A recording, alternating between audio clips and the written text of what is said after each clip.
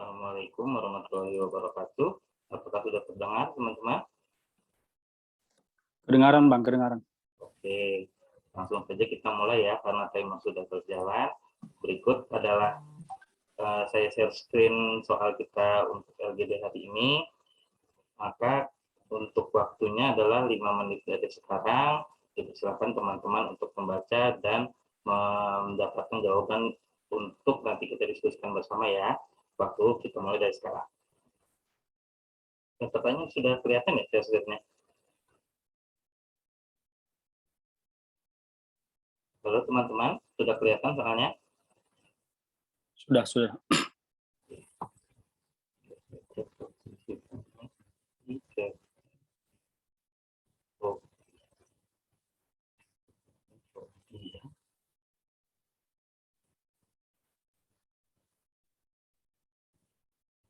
Langsung tadi sudah masuk ya.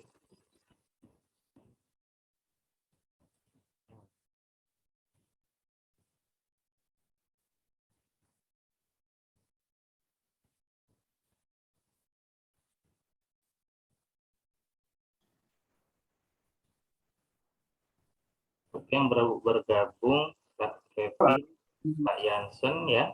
Silakan dibaca soal yang ada di share screen ya.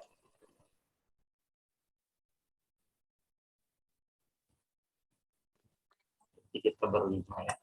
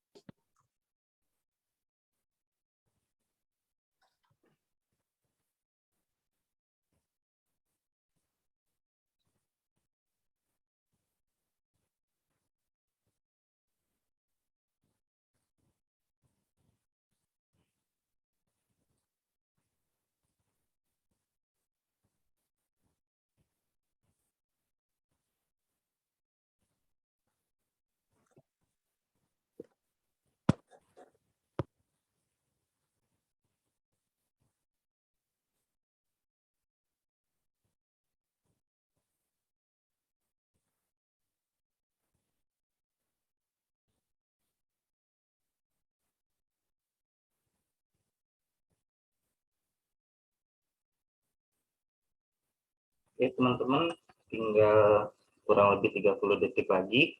Apakah teman-teman sudah mempunyai jawaban masing-masing?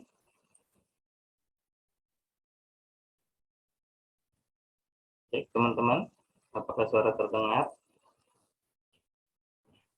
Jelas Bang, jelas. Oh iya.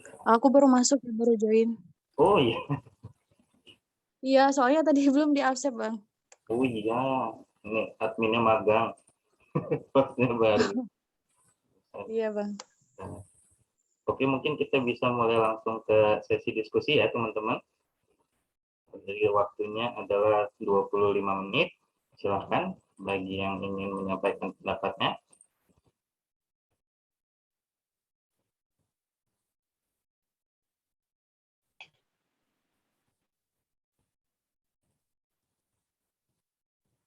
Saya cek dulu ini ada semua ya yang tadi ini mungkin ada Kak Jansen, ada Kak Kevin, Kak Evi dan Kak Robi ya. Iya Kak. Ya. Mungkin kalau ada yang mau memberikan tanggapannya terkait soal ini. Sebenarnya nggak boleh.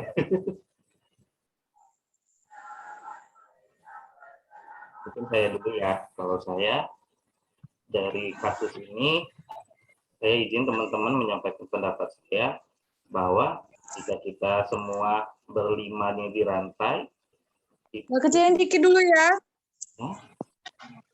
Itu saya akan memilih jalan persimpangan yang dijaga oleh ular. Kenapa saya menyarankan jalan itu kepada teman-teman? Karena menurut saya dibanding jalan yang dijaga oleh singa, laut, dan kebakaran, jalan persimpangan satu yang dijaga oleh ular ini kemungkinan bisa kita hadapi karena tidak ada keterangan bahwa ularnya itu banyak ataupun berbisa. Kalau kita optimis, kita bisa melewati jalan itu. Dikarenakan jika kita singa, itu kemungkinan beresikonya lebih tinggi. Dan kalau ke laut itu, karena kita bahasanya laut, pasti kan dia luas dan bakal banyak binatang-binatang lain yang bakal bisa membahayakan kita gitu. Kita juga nggak tahu sekelilingnya gimana kalau laut itu kan, meskipun memang kesemuanya itu kita tidak tahu kemungkinannya. Dan kalau yang terakhir, kalau kebakaran, menurut saya sudah pasti itu bukan jalan yang kita pilih. Jadi kalau saya sih memilihnya untuk melalui jalan yang dijaga oleh ular. Nah, mungkin teman-teman yang lain dipersilakan.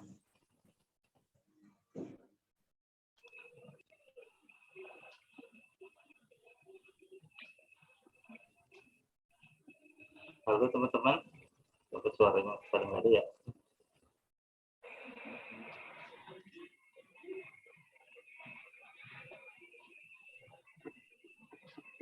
Kak Yansen, Kak Kevin, Kak Evi. Sampaikan pendapat, Kak. Ya.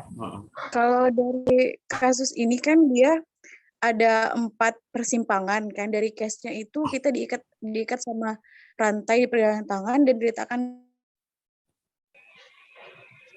Ya, lanjut Kak. Saya memilih persimpangan nomor 1. Kenapa? Ya nomor 1 ini kan ularnya nggak disebutin dia itu ular berbisa atau enggak. Dan kita kan kalau misalnya diam sih bisa sih ngelewatin ular itu kan. Nah terus kalau persimpangan kedua itu, kalau singa sih itu udah bahaya sih, benar-benar bahaya sih. Yang ketiga itu ke laut. Kalau ke laut, kalau kita umpamanya kita bisa berenang ya. Nah tapi kan habis tenaga juga kalau misalnya kita berenang sampai ke tepian kan. Terus yang keempat ada kebakaran hebat. Nah ini kan kalau kebakaran otomatis kan kita kan. Jadi saya setuju sama Bang Dharma kenapa memilih persimpangan nomor 1. Yang ular ya. Terima kasih. Izin menyampaikan pendapat, Kak. Silakan. Baik, terima kasih.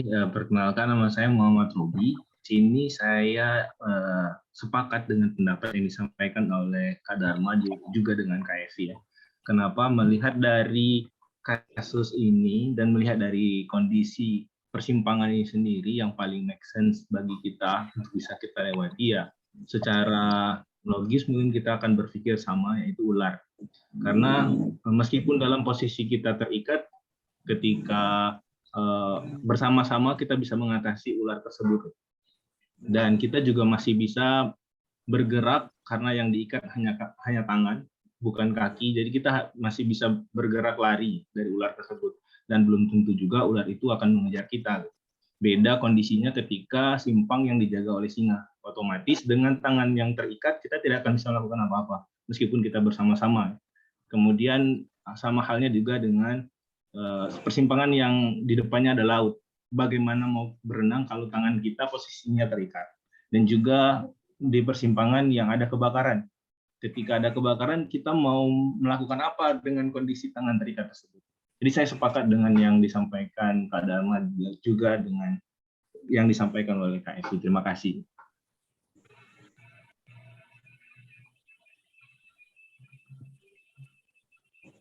Silakan teman-teman yang lain. Izin menyampaikan pendapat, Bang? Oh iya, oke. Ya, saya Yansen. Oh, Kak Yansen, ya. Iya. Sebetulnya saya berusaha untuk mengajukan sebuah pandangan yang berbeda, namun seluruh akal pikiran saya tampaknya setuju dengan Bang Dharma tadi. Dalam hal ini misalnya persimpangan yang pertama itu dijaga oleh ular. Saya beberapa kali nonton Nat Geo itu, bahkan untuk jenis-jenis ular berbisa itu seperti ular derik dan ular kobra pun sebetulnya tidak terlalu agresif, dalam artian ketika ada manusia, sebetulnya mereka tuh relatif lebih cenderung kabur dia. Kalau saya lihat di Nat Geo begitu kan. Jadi bisa dikatakan apabila kita berhati-hati relatif aman gitu. Mengingat nature dari katakanlah bahkan ular berbisa pun sebetulnya menghindari keberadaan manusia. Yang kedua, persimpangan yang kedua dijaga oleh singa. Mempertimbangkan bahwa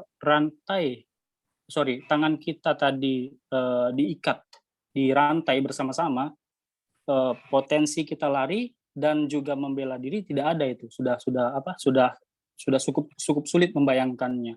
Pun yang mengarah ke laut, seandainya dia mengarah ke pantai, soalnya ini mengarah ke pantai, mungkin dia make sense gitu, aman gitu. Tapi kalau ke laut itu kan bayangannya dia langsung tiba-tiba di air terbuka begitu kan ya.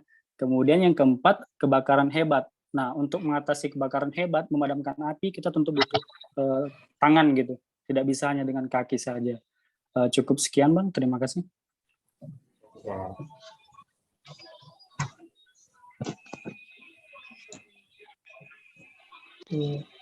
Izin menyatakan pendapat, Bang. Saya Refki.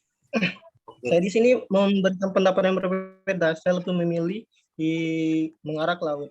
Kenapa saya memilih mengarah ke laut? Karena saya berpikir laut itu seperti pantai nanti. Nah, ketika kita menuju ke laut, kita bisa membuat tanda-tanda itu, pertolongan atau sinyal-sinyal, sehingga menunggu ada pertolongan misal dari nelayan atau ada helikopter yang lewat, karena kita ibaratnya hilang itu di pertengahan goa itu. Terima kasih, Bang. Terima kasih, Kak, masukannya. Mas Dharma. Ini silakan, Regina. Saya Gina, salam kenal, maaf baru join juga ya. Mungkin terakhir bukan ya tadi ya? Sekarang ya? Kenapa? Belum ya? Saya udah yang terakhir atau belum ya? Iya, udah Mbak Gina yang terakhir. Baik, jadi ada dua opsi ya.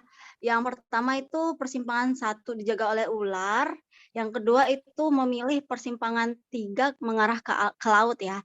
Mungkin langsung ke hasilnya aja kali ya, ke akhirnya aja.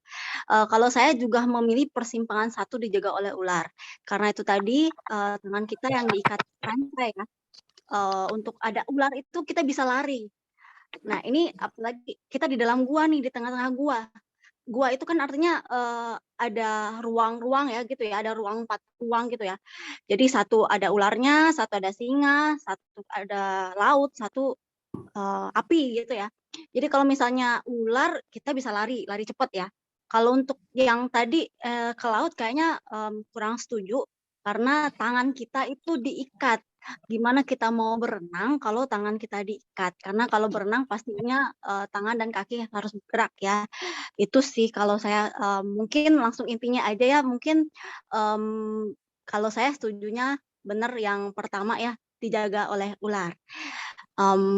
Teman-teman mungkin apakah ada pendapat yang lain atau masih ke laut? Kalau saya ular ya, jadi ada beberapa dari kita ini udah pilih ke jaga oleh ular. Gimana kalau kita langsung fixkan aja ya? Izin menyampaikan pendapat, Kak. Ya, boleh. Ini hanya ingin menambahkan pendapat dari teman-teman tadi supaya meyakinkan kita agar kita sepakat untuk memilih opsi yang akan kita pilih. Bukan berarti mengharuskan kita ke opsi yang nomor 1, tapi di sini ada satu hal yang mungkin kita bisa memikirkannya secara logis. Ketika kita melihat di sini dijaga oleh ular dan yang tadi ada pilihan lain dijaga di persimpangan itu ada laut. Ketika kita melihat di persimpangan yang ketiga ini ada laut, artinya kita sudah tahu titik terakhir dari simpang itu adalah laut. Tidak ada lagi mungkin jalan lain yang bisa kita tempuh setelah laut tersebut. Udah jelas laut gitu. Sedangkan yang ular ini ketika kita mungkin sudah bisa melewati ular tersebut, kita masih bisa berjalan terus dari simpang itu dan bisa jadi akan menemukan jalan keluar dari simpang itu. Jadi saya yakin ketika kita sama halnya dengan singa dan juga kebakaran hebat ya, namun yang lebih sesuai dengan kemampuan kita saat ini menurut saya itu untuk melewati simpang yang ada ularnya, yang dijaga oleh ular. Dan itu yang mungkin lebih memungkinkan kita untuk bisa lewat dari, bisa keluar dari goa ini. Gitu. Terima kasih. Nah, teman-teman, kebetulan kita masih ada waktu sisa banyak. Kalau dipikir-pikir kan kita sudah mengkerucutkan nih dari 4 menjadi 2 opsi, dan seperti kita selalu ingat bahwa untuk diskusi ini kita membutuhkan kesepakatan ke-6 anggota tim secara bersama-sama. Kalau saya kaji juga, saya telaah lagi, mengarah ke laut itu juga memang dibanding singa dan kebakaran memang dia lebih pilihan yang lebih baik sih. Tapi tetap saja menurut saya laut itu lebih tidak terduga sih, lebih banyak tidak terduganya, karena kalau kita telaah lagi kan persimpangan 3 mengarah ke laut, berarti dia memang masih ada jalan lagi sampai ujungnya di laut kan. Nah, kalau ini sebenarnya gambling juga ya, kalau kita ke tepi laut yang misalnya tenang ataupun di situ anggaplah ada rumah warga atau rumah nelayan, kita bisa selamat juga sih. Tapi kalau misalnya kita tidak ada bahwa laut itu adalah laut lepas, seperti halnya kayak laut kita yang di Bengkulu kan ada yang laut lepas, ada yang memang dekat dengan permukiman ya. Sepertinya sih saya lebih mencoba yang dijaga oleh ular, karena setelah dijaga oleh ular ini mungkin kita bakal bisa menemukan hal yang lain sih, meskipun endingnya itu sama-sama belum kita ketahui, tapi kalau saya tetap masih menyarankan ke ular. Karena waktunya masih ada, mungkin teman-teman ada yang mau ngasih insight lagi, ngasih gambaran lagi biar kita bisa sama-sama mengambil kesimpulan. Izin menambahkan juga ya teman-teman, kalau misalnya kita ngambil mengarah ke laut, persimpangan laut, itu kan kita kan tangan kan kita diikat tuh kan. Nah, misalnya kalau misalnya kita ada ide bisa lah, misalnya bisa ke pergelangan tangan tuh udah lepaskan dari rantai misalnya kan. Nah, tapi kan kita kalau misalnya laut itu kan ya misalnya itu laut lepas kan, ya upaya kita mungkin berenang kali ya. Tapi kan kalau berenang terus ya habis juga tenaga kita kan. Nah, jadi kalau menurut saya sih yang ke-1 sih, persimpangan ke-1 sih. Yang ujungnya dari persimpangan ini kan belum tahu kan. Berarti masih ada usaha lagi dari kita bisa untuk keluar dari goa. Terima kasih teman-teman. Baik, izin menambahkan juga ya Kak ya. Kalau saya sendiri juga memilihnya dijaga oleh ular, karena memang lebih aman kalau menurut saya dibandingkan kalau mengarah ke laut. Karena seperti yang kita ketahui memang belum di laut itu kan bisa aja banyak sekali hewan-hewan yang berbahaya lainnya juga, ataupun juga dari beberapa orang itu ternyata tidak bisa berenang. Itu kan sudah menjadi sebuah ancaman baru yang kita tidak bisa pikirkan. Sedangkan kalau dijaga oleh ular, kalau kita bisa bekerja sama dengan tenang dan juga kompak untuk menghadapi ular, saya yakin persimpangan 1 itu lebih aman ketika kita harus mengarah ke laut yang pilihan tersebut. Oke, ini saya potong sedikit. Kevin dan Rifki ini beda ya?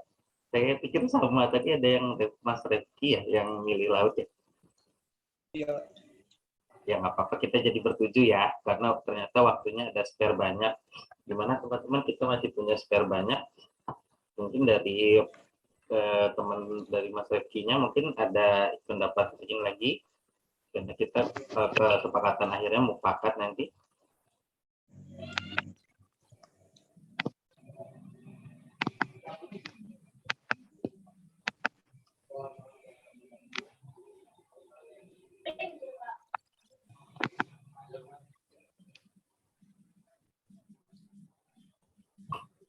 Atau teman-teman yang lain ada yang mengasih saran lagi, berhubung kita sudah lebih mengkerucut ya antara ular dan laut kalau sekarang.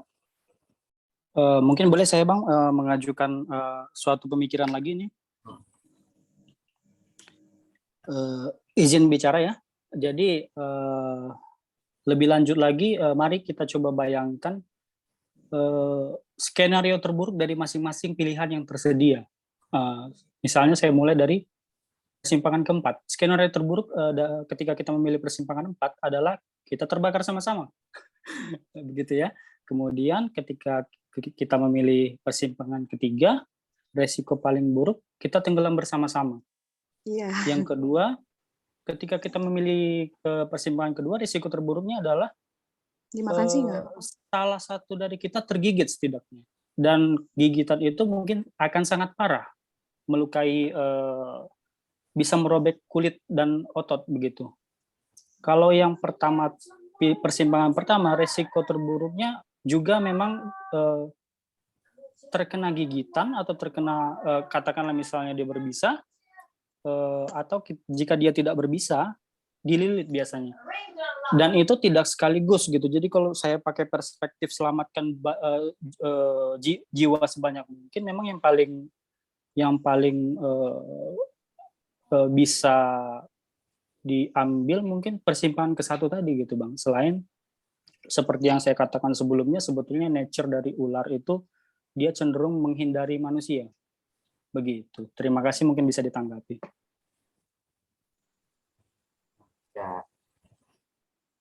Jadi gimana, Mas Rifki, apakah masih ini dengan laut? Karena kan kita nanti intinya harus bertuju ya, kalau sekarang bertuju harus punya jawaban yang sama. Izin mengajukan pendapat, Pak? Ya. Kalau di persimpangan pertama kan kita nggak tahu tuh tujuan akhir dari jalan yang ada tantangan ular itu kemana. Sedangkan yang untuk nomor 3, jelas itu mengarah ke laut. Setidaknya kita keluar dulu dari hutan itu. Dan kita bisa membuat sinyal-sinyal atau pertanda-pertanda kalau kita dalam berbahaya. Itu Bang. Ya, jadi kalau di laut tuh bisa ini ya, kalau di sudut pandang Mas Rifki itu kita bisa minta bantuan di tepi lautnya itu ya, bisa minta bantuan di tepi. Ya, itu Bang. Ya, sebagai pengingat ini kita masih punya 6 menit lagi, 6 menit 30 detik lagi. Nah, kita memang belum mendapat kesimpulan. Mungkin kita sambil sharing lagi. Gimana? Ya, izin menyampaikan pendapat. Izin menyampaikan pendapat, Kak.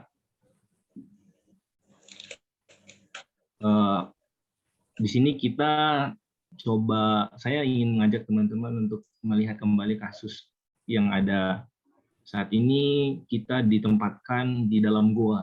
Kita ditempatkan di tengah-tengah goa yang posisi tangan kita semuanya dirantai.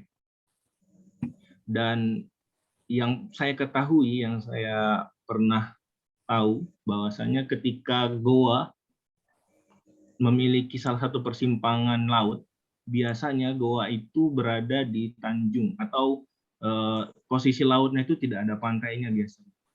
Biasanya sih dia bentuknya tebing keluar dan itu langsung terlihat laut. Nah, kalau menurut saya dengan posisi kita yang terikat, kita tidak tahu juga pasti ujung laut itu kita bisa meminta bantuan atau seperti apa. Dan biasanya kondisi alam ketika laut yang bentuknya tebing seperti itu akan sangat sedikit sekali kemungkinan ada kehidupan, kecuali kehidupan di dalam laut itu sendiri. Jadi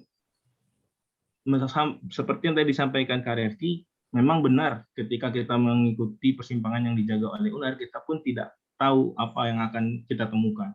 Tapi ketika kita sudah berhasil menghindari satu halangan ini, kita juga patut untuk mencoba persimpangan tersebut ujungnya akan di mana. Yang jelas pastinya ujungnya juga kita bisa selamat terlebih dahulu. Bisa jadi setelah itu kita bisa melepaskan pergelangan tangan kita dengan kondisi yang ada di dalam persimpangan tersebut. Jadi menurut saya dengan kondisi kita dan kondisi alam itu, saran saya kita ikut masuk ke persimpangan yang ada dijaga oleh ularnya. sama seperti yang tadi disampaikan oleh saudara Jansen, kemungkinan-kemungkinan terburuknya juga yang akan kita temukan ketika kita mencoba semuanya, yang paling kecil resikonya juga dijaga oleh ular tadi. Mungkin itu sih Kak Dharma. Iya. Izin, mungkin Mas Refki-nya bisa coba bayangin juga sih, kayak tadi kan tangan kita terikat nih. Kalau kita terjun ke laut, ini kan kita harus berenang lagi nih.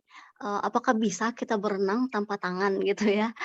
Nah, kalau misalnya ular, kita bisa lari nih, lari. Walaupun tangan terikat ya, kita bisa melarikan diri gitu kan. Mungkin Mas Rifki-nya apakah bisa gimana nih? Masih ada pertimbangan lagi atau sebelum waktunya habis kita langsung ada apa kesimpulan nih? Gimana Mas Rifki? Kita menunggu Mas Rifki aja sih sebenarnya. Oke, langsung yang mengambil kesimpulan dari setiap pernyataan. Dari Kak Rifki mungkin ada yang mau ditambahkan lagi atau gimana? Kalau bagi saya sih ngikut mana baiknya, suara terbanyak. Berarti sesuai voting ya Kak ya? Ya. Oke, kalau begitu karena kita sudah sepakat dan waktunya masih ada, kita bertujuh sepakat kita menentukan jalur ke satu jalur ular ya. Gimana teman-teman? Ya, sepakat Iya, Mas. Bang. Iya Kak. Sepakat, Bang. Ya, sepakat.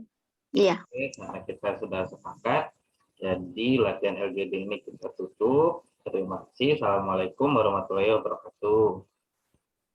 Terima kasih juga Bang. Waalaikumsalam. Nah, ini masih ada 17 menit nih. Masih mau ngobrol-ngobrol kan? Review yuk. Iya, nggak apa-apa ngobrol aja Kak. Dibahas Sharing aja Bang. Iya. Review. Iya, Review, mungkin di review Bang. Izin ya. Mungkin bagi teman-teman lain yang nonton atau gimana, boleh reviewnya atau gimana sarannya, baiknya. Nah, teman-teman, aku ada yang mau sampaikan dulu pada. Oh iya, Oke iya Bang. Silakan Bang Dharma.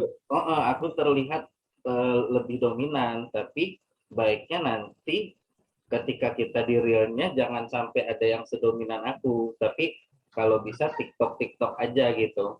Memang yang tantangan terberatnya itu yang pembuka di awal sama yang di akhir. Kalau tadi di akhir Mbak Gina ya, cuman kalau bisa jangan ada keheningan gitu ya, dan ada keheningan. Dan ini terima kasih lah Mas Refki sudah memilih laut, karena dengan adanya itu kita bisa saling berdiskusi gitu, bisa menyelesaikan masalah.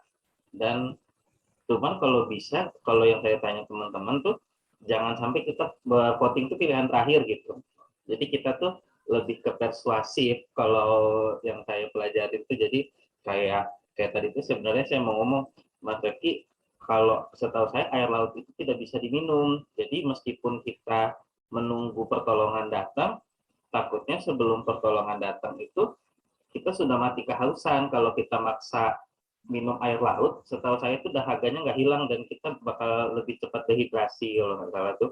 Nah, kalau kita ke ular, biasanya sih kalau suatu tempat itu ada hewannya, biasanya dia ada air di arah situ tuh ada air dan sumber makanan gitu.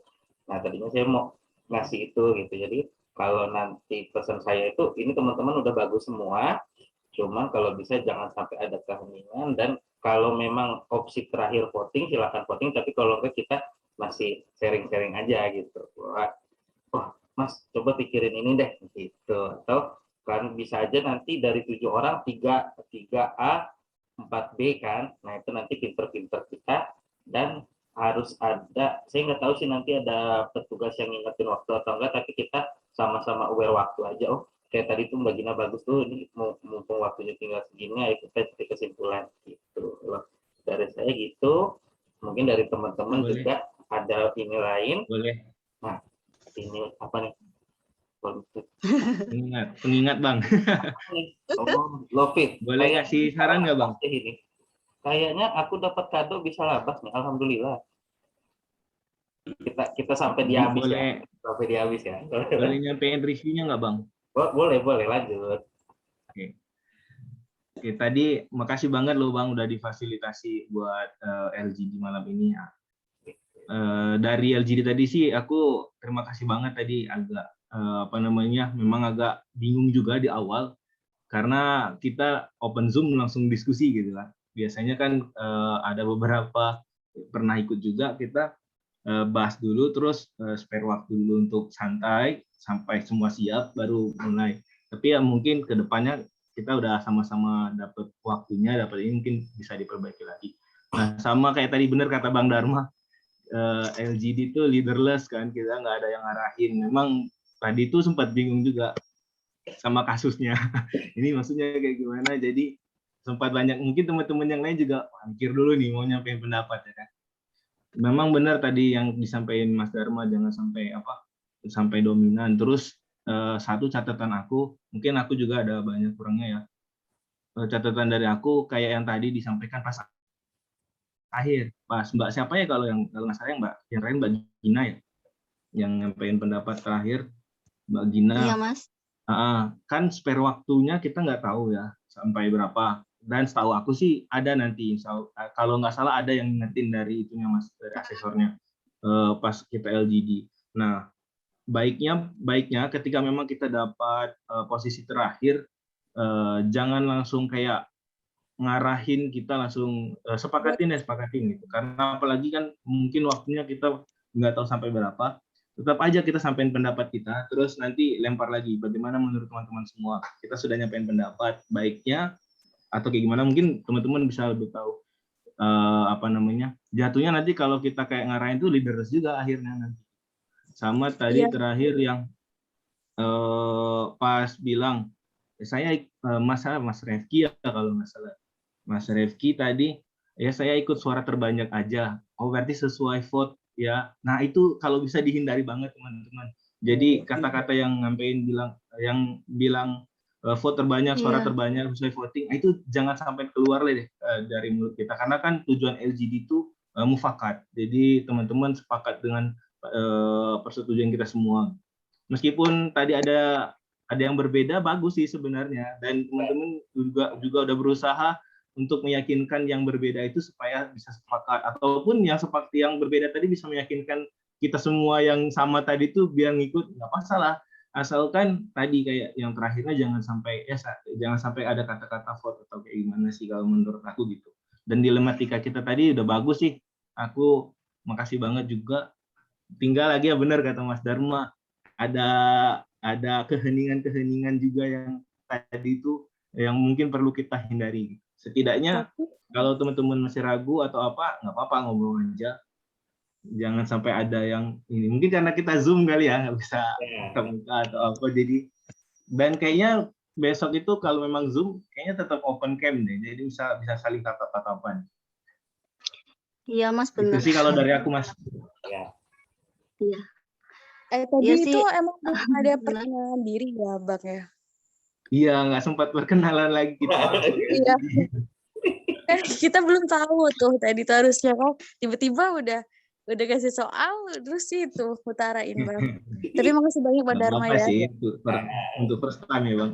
Iya. Tapi apa ada Tapi bisa sih Kak Evi. Kayak tadi tuh kayak Mas Dharma pas awal kalau memang kita nggak sempat perkenalan tuh. Pas nyampein pendapat nggak apa-apa, sampein aja nama saya ini. Kita memperkenalkan singkat aja. Kalau pengalaman LGD sebelumnya itu kan biasanya itu asesor dia ngasih kesempatan ke kita itu untuk perkenalan diri masing-masing biasanya sih Kak. Iya sih. Iya, karena aku tuh ketakutan 40 menit itu teman-teman. Iya.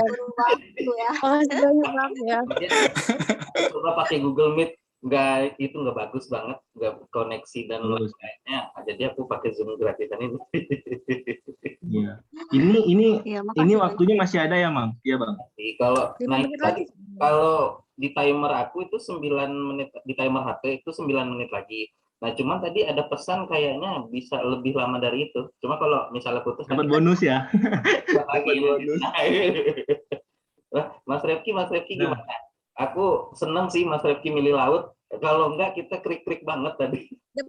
Iya, lurus aja kita diskusinya. saya milih sama semua bang, nggak ada mulai ada diskusinya tadi. Gimana? Takutnya Iya. nggak ada yang tadi nggak berjalan diskusinya. Oh iya, Iya Mas. betul. Nah, menurut teman-teman itu perlu nggak sih nanti yang pas real kita tuh misal kok kelihatannya orang sama semua ya, saya coba pilih opsi yang keduanya deh gitu, supaya dia ada pemecahan masalahnya gitu. Menurut teman-teman gimana? Kalau menurut aku sih bagus banget, tapi beresiko nggak sih? Nah itu aku yang belum ngerti tuh. Maksud aku tindakan Mas Rifki itu berani banget sih. Mungkin Mas Rifki itu juga sebenarnya laut tapi aku sebenarnya ular tapi aku laut aja lah gitu kayaknya sih. Mas Rifki ada pengalaman LGD atau gimana, Mas? Belum pernah. Itulah mau nanya, apakah LG itu kasus-kasus biasa atau kasus tentang instansi yang mau kita lamar, Bang? Nah, Diskusinya. kayaknya sih memang kalau kasus kita malam ini general ya, Bang Dharma ya. Iya. Kayaknya enggak kasus yang kayak gini yang bakal ditanyain. Karena juga pernah dapat info dari yang pernah ikut sebelum-sebelumnya, itu kasusnya yang berkaitan dengan instansi kita. Cuman kita dikasih kasus gitu. Misal contohnya tuh kalau yang aku pernah dengar itu sifat dasar yang diperlukan untuk sebagai seorang auditor itu apa aja untuk memilih sebagai kriteria menjadi pegawai teladan gitu. Nanti ada nilai-nilainya apa aja terus kita milih. Nah, itu di situ bisa banyak kemungkinan berbeda pendapat. Jadi kemungkinan untuk diskusinya lurus aja kayak gini tuh agak sedikit sih. Kalau memang kasusnya general kayak gini ya memang mungkin akan ada kemungkinan diskusi kita tuh lurus aja gitu. Tapi kayaknya untuk nanti LGD sebenarnya tuh kemungkinan perbedaan pendapat itu besar. Tinggal lagi kitanya lagi yang bisa atau enggak ngatur ngatur kontrol kita. Jangan sampai kita kayak terlihat mendominasi tadi terus memaksakan pendapat juga ke teman-teman diskusi kita. Kalau yang aku tahu sih kayak gitu, Kak Refki. Terima kasih. Mungkin bisa dijadikan tema untuk pertemuan berikutnya kali Bang ya, yang disampaikan oleh teman kita Robi tadi mengenai sifat-sifat dasar yang diperlukan seorang auditor begitu kan. Itu kan nanti mungkin salah satu dari kita atau beberapa dari kita mungkin list beberapa sifat itu yang kemudian nanti sifat itu kita diskusikan, kumpulan sifat itu mana yang prioritas. Begitu kali Bang ya mungkin ya. Nah, silakan mungkin aja. Teman-teman yang di sini kayaknya juga ada yang sudah pengalaman ikut, mungkin di grup-grup lain juga ada ikut latihan LGD. Kalau ada tema atau apa, share aja di grup WA kita biar bisa jadi bahan untuk kita LGD kan. Iya, bisa Bang, bisa. Terus terus kayak tadi Bang Dharma kan memang Zoom kita terbatas 40 menit. Saran aku sih untuk mengantisipasinya, kan kita banyak nih yang mau ikut latihan. Nanti Zoom pertama, sesi pertama kita siapa 7 orang. Nanti yang 7 itu kita persilakan mereka diskusi, yang lain mendengarkan. Nanti habis sesi itu nggak habis waktunya nggak apa-apa, kita selesaiin aja dulu Zoom-nya, terus kita buat link baru lagi itu sesi berikutnya Bang. Terus mungkin selesai semua dapat giliran latihan, sesi terakhir kita kayak gini nih, sharing pembahasan kayak gini. Ini hasilnya kayak gimana, biar ya dapat latihan semua, terus kita juga bisa saling korek semua yang lain satu sama lain kan. Kalau saran aku sih gitu, karena kita mau cari Zoom yang premium kayaknya susah ya. Harus kayaknya harus berbayar dan kayaknya instansi tertentu doang yang punya. Tapi kalau teman-teman punya nggak apa-apa deh, punya Zoom premium. Sebenarnya tujuan aku buat Zoom ini tuh biar teman-teman tuh, ternyata rame juga ya, kayak di sini kan sampai 20 orang gitu. Jadi meskipun nanti aku berhalangan, jadi teman-teman bisa silakan aja mau buat pakai Zoom atau malah waktu itu ada mau buat pakai WA. Tapi maksud aku tuh ngumpulin teman-teman di sini bahwa ternyata banyak teman-teman yang minat yang sama, pengen latihan gitu. Jadi jangan takut buat room, karena aku aja ini sampai 19 lumayan lah gitu kan. Nah, nanti kalau kebetulan aku tuh agak longgar tuh di pertengahan minggu ini. Nanti kalau udah minggu ke-3, minggu ke-4 itu agak susah nyolong waktunya. Nah, dari teman-teman Iya. penonton nih, kalau di waktuku sih masih ada 4 menit, ada yang mau ngasih itu nggak pandangan-pandangan setelah menyaksikan tadi?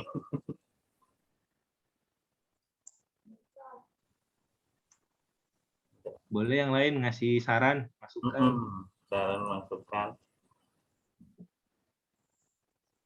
Dan aku Ya, masih, kita sama-sama belajar. aku ada sih, masih bisa sih nge-host sekali lagi gitu sampai jam-jam setengah 10 lah.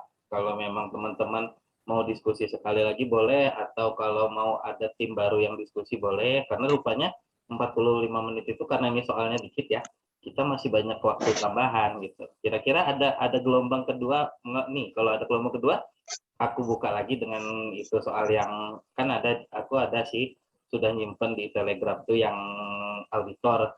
Kalau nggak salah sama Mbak Evi juga pernah ya kita ini ya Zoom ya. Iya, Bang. Nanti Iya, Bang.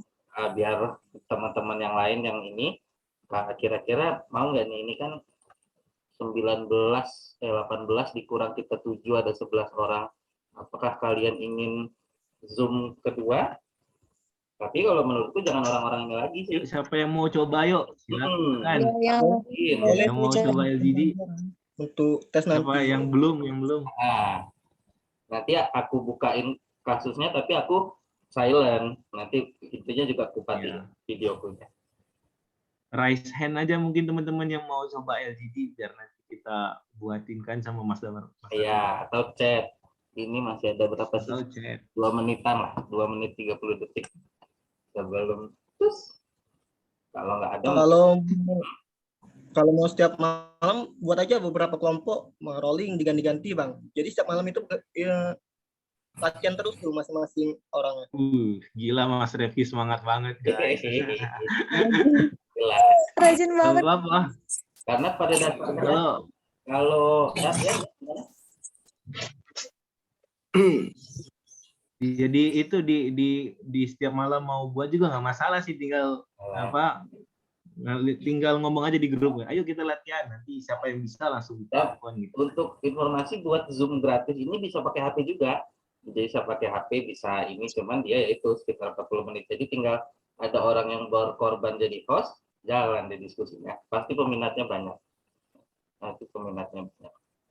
Aku sambil WA lagi, ada kayak mau itu sesi kedua, apa kita lagi sesi kedua? Boleh. Ketagihan. Ini yang belum ngobrol nih ada Kak Raisa, Kak Nana, Kak Yulia, Kak Rizka, Kak Eni, Kak Sandi. Pada ini nih, pada belum bersuara tapi. Iya, yang belum bersuara yuk monggo yuk. Sekalian belajar teman-teman. Karena kalau tilok lain tuh udah pada aktif semua, yang Bengkulu nih belum. Aku tuh punya semangat. Pikiran gini teman-teman, kalau peserta SKB kita 62 dan kita itu 7, anggaplah jadi 7 atau 10 kelompok, minimal di setiap kelompok itu ada teman-teman yang sudah terbiasa latihan gitu, jadi bisa membantu teman-teman yang lain. Kan kita kalau nggak salah punya sekitar 1 hari ya untuk kenal-kenalan, untuk mempersiapkan lain. Nah, jadi kalau sudah teman-teman Bengkulu sudah latihan, siapapun rollingan timnya nanti jadi lebih enak gitu. Betul. Iya. Ya kita way, kan diumumin ya Kak ya. Nama-namanya diumumin sehari sebelum kan. Ini kan kita nih di grup yang WA itu fix yang lulus semua atau enggak ya Mas? Oh iya, kayaknya masih ada yang gabung yang lain tuh. Ada yang lulus tapi tidak di grup WA ya. Ini paling kalau misalnya ada teman yang lulus tapi belum masuk grup, mungkin itu aja kali ya, dibantu masukin aja. Nah, soalnya lumayan kan nanti pas LGD ada nggak tahu apa-apa gimana, nanti dia maksain kendak, jadinya kan kita kan kalau kayak gini kan kita di sini udah tahu nih, oh ini kita nggak boleh maksain diri nih, jadi kan enak nih satu kelompoknya gitu. Siapa tahu ada teman-temannya yang kenal gitu kan, diikutin join aja ke WA gitu. Iya, jadi kalau ada teman-teman yang ikut tes BPK juga silakan ya di join ke. Nah, ini Yang kanal sih. informasi lagi nih. Ini Zoom-nya nggak nutup nih, nggak tahu kenapa. Padahal udah 45 menit. Berarti Lanjut nggak nih? lanjut nih. Ya. Yuk, silakan yuk. Siapa yang mau? Ya. Apa mau sekalian kalau ada yang mau silakan chat atau raise hand. Aku sambil nyari ini ya. Aku nyari materi yang auditor kemarin. Aku tutup dulu share screen-nya ya. Iya. Oke, Kak. Ini nanti izin ya Kak Dharma yang mau ikut LGD nanti biar aku pin aja biar nanti ketahuan siapa aja yang ngomong terus dia giliran ke berapa biar tahu orang-orangnya ya. Iya, boleh banget, boleh banget. Takutnya kayak tadi kayak Kak Gina tadi bingung yang ke terakhir atau ke berapa kan. Baru masuk. Ya, biar aku pin aja biar kelihatan yang ikut kan. Aku tuh penuh keraguan-raguan buka course ini tuh. Kenapa, Pak? Takut nggak ada yang itu gubris tapi rame juga ya. Apa gitu? Ada lah, Bang. Nah, Kami Ayo, kemarin monggo, yuk. ngumpul aja cuma 3 orang. itu Ya, maafkanlah Mbak Evi. Maafkan Kak Evi, aku masih di luar kota. kalau ngumpul, Iya. aku request dong kalau ngumpul tempatnya agak-agak ke tengah dong. Agak-agak itu. Iya, terserah sih, Bang. Aku juga ikut. Aku apa namanya? Nah, ini kunci apa ini? Ini aku udah dapat nih. Halo. Siapa yang mau nih? Raise hand aja biar aku pin. Ininya sudah ada.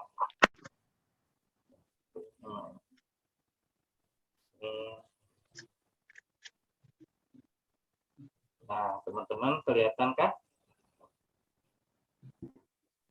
Itunya, soalnya. Ini ngambil juga Iya, dari kelihatan. Oke, kalau misalnya teman-teman ada yang mau ini silakan di chat. Atau kalau mau kita lagi juga boleh. Kalau bisa yang belum nih biar dapat giliran Tapi tidak memaksa juga, sukarela saja. Iya, maksa. Kayaknya tadi Kak Gina pengen cobain lagi ya. Ya, Boleh.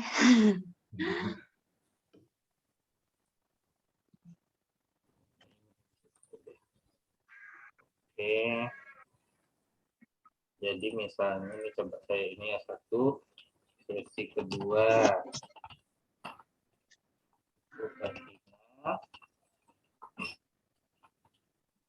Kebetulan saya sama Kak Evi itu udah pernah LGD latihan LGD ini. Jadi mungkin Iya, Bang. kayaknya untuk teman-teman yang belum deh. 4 orang lagi lah, siapa lagi? Apakah Jansen, Kak Robi, Kak Refti mau lagi boleh juga.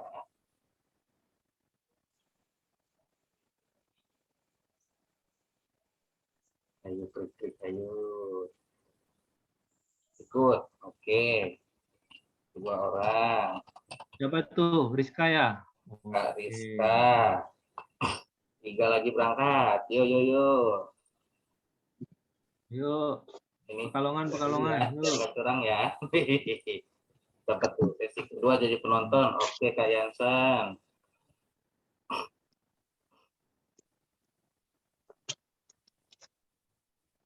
Lu berkurang banget tapi 15 tinggalan.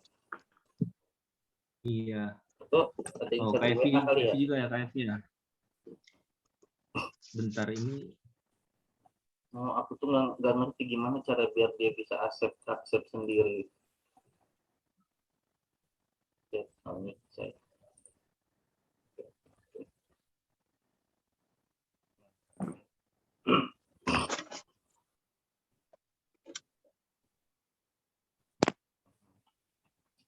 Teman-teman yang mau sesi 2, Kak Robi, Kak Refki mau ikut lagi? Oh, Kak Sandi raise hand ya. 3 orang. Siapa tuh? Kak Gina, Kak ini, Rizka tadi ya, sama Kak Sandi. Kayak dilelang kita kan. Ayo 2 lagi. Kak Gina, Kak Rizka, Kak Sandi. Ada lagi. Renita. Enggak ada. Enggak banget tuh.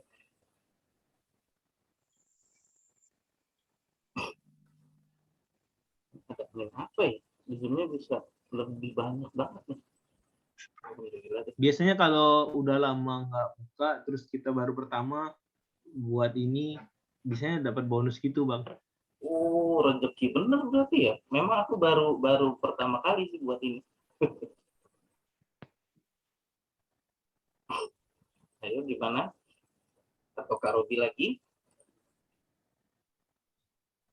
Ya udah deh, boleh deh. Udah ya? Tapi yang lain dulu deh. Yang lain dulu. Masih ada nggak nih?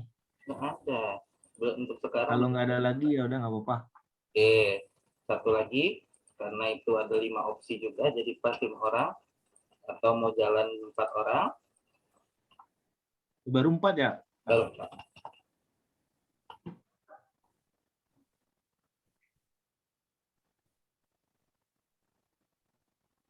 Kak Renita, Kak Raisa, Kak Iqbal, ini Kak Observer, Observer War bukan. Kak Arni, Kalau di Dota ada Observer War. Kak Arif mau ikut nih kayaknya ya?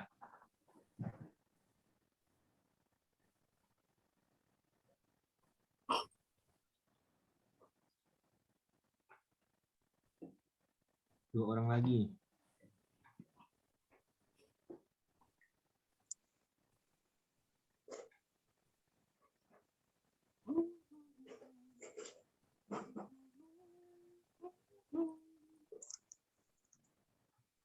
Kak Eta, Iqbal, terus Renita, mana suaranya?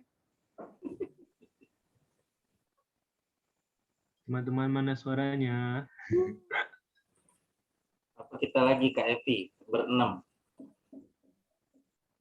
Untuk ngitung Ulang lagi, Kak. Boleh, Kak? Dapat tadi? Ada yang ngobrol gitu ya? Ada yang ngomong tadi? Ada ya? Silakan kalau ada.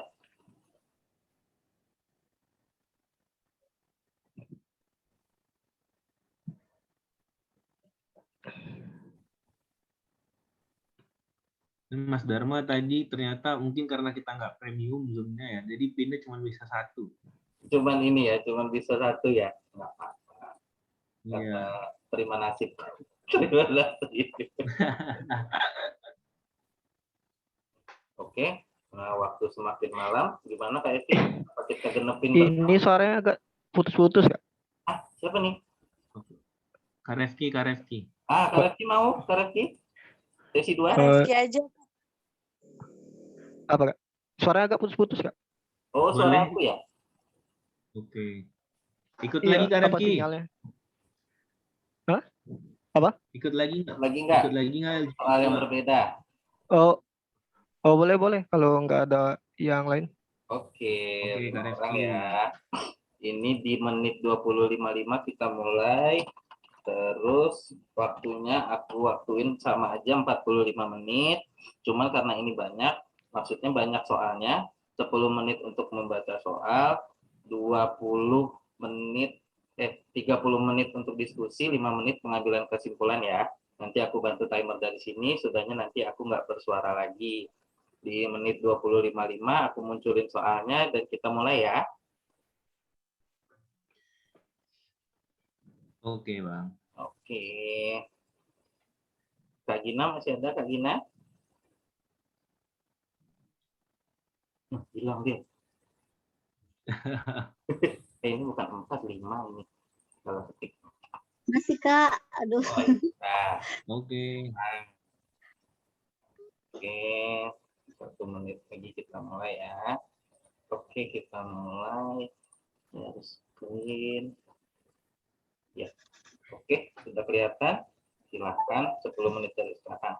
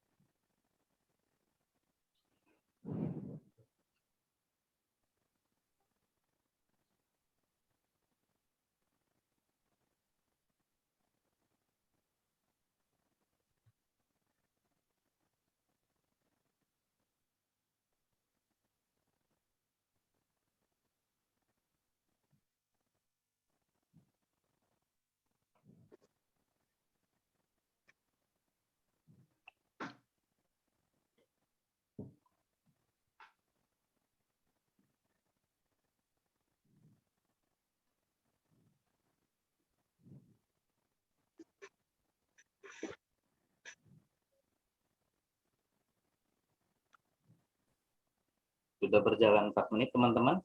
Kelamaan nggak? Apa mau langsung di menit kelima langsung diskusi kalian? Boleh, Kak.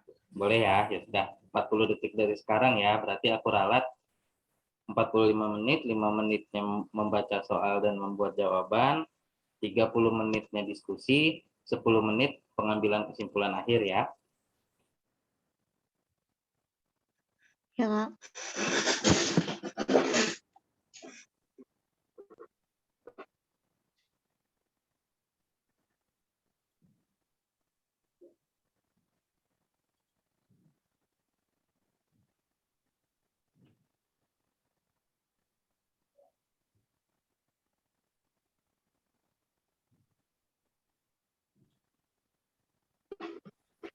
Ya, silahkan berdiskusi.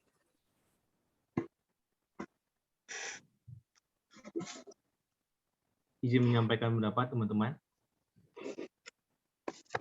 Ya. Baik, terima kasih kesempatannya. Di sini saya ingin menjadi inisiator untuk menyampaikan pendapat di awal, di mana di sini kita sama-sama diminta untuk menentukan pilihan bagaimana urutan yang tepat untuk memilih karyawan teladan dengan sifat-sifat yang tertera. Ya, ada beberapa sifat negatif dan sifat positif. Nah, di sini saya langsung masuk menurut pendapat saya dari kelima auditor yang ada dengan masing-masing sifat positif dan negatifnya, saya mengurutkan beberapa auditor. Yang pertama saya memilih di urutan pertama itu saya memilih auditor B. Kenapa saya memilih auditor B? Karena di sini kita melihat posisi auditor itu tidak tampil di depan umum. Jadi meskipun dia memiliki sifat negatif, tidak percaya diri di depan umum, itu tidak akan mempengaruhi kinerjanya sebagai seorang auditor. Dan juga sifat negatif dia ini masih bisa dibangun. Jadi ketidakpercayaan diri di depan umum itu masih bisa dibangun. Dan kenapa saya milih B? Karena sifat positifnya di sini yang saya tekankan yaitu teliti, di mana seorang auditor itu harus teliti. Dan juga dia juga punya sifat positif yang lain, yaitu memiliki hasil pekerjaan dari awal hingga akhir itu sangat rapi dan mudah dimengerti. Kemudian di posisi kedua saya memilih auditor A, yaitu di mana dia memiliki sifat negatif pelupa dan juga sifat positif melebihi target pencapaian sasaran kinerja. Kenapa saya tempatkan di posisi kedua? Dengan sifat pelupa ini sebenarnya memang ada baik dan buruknya ya, tapi sifat pelupa ini juga bisa diantisipasi dengan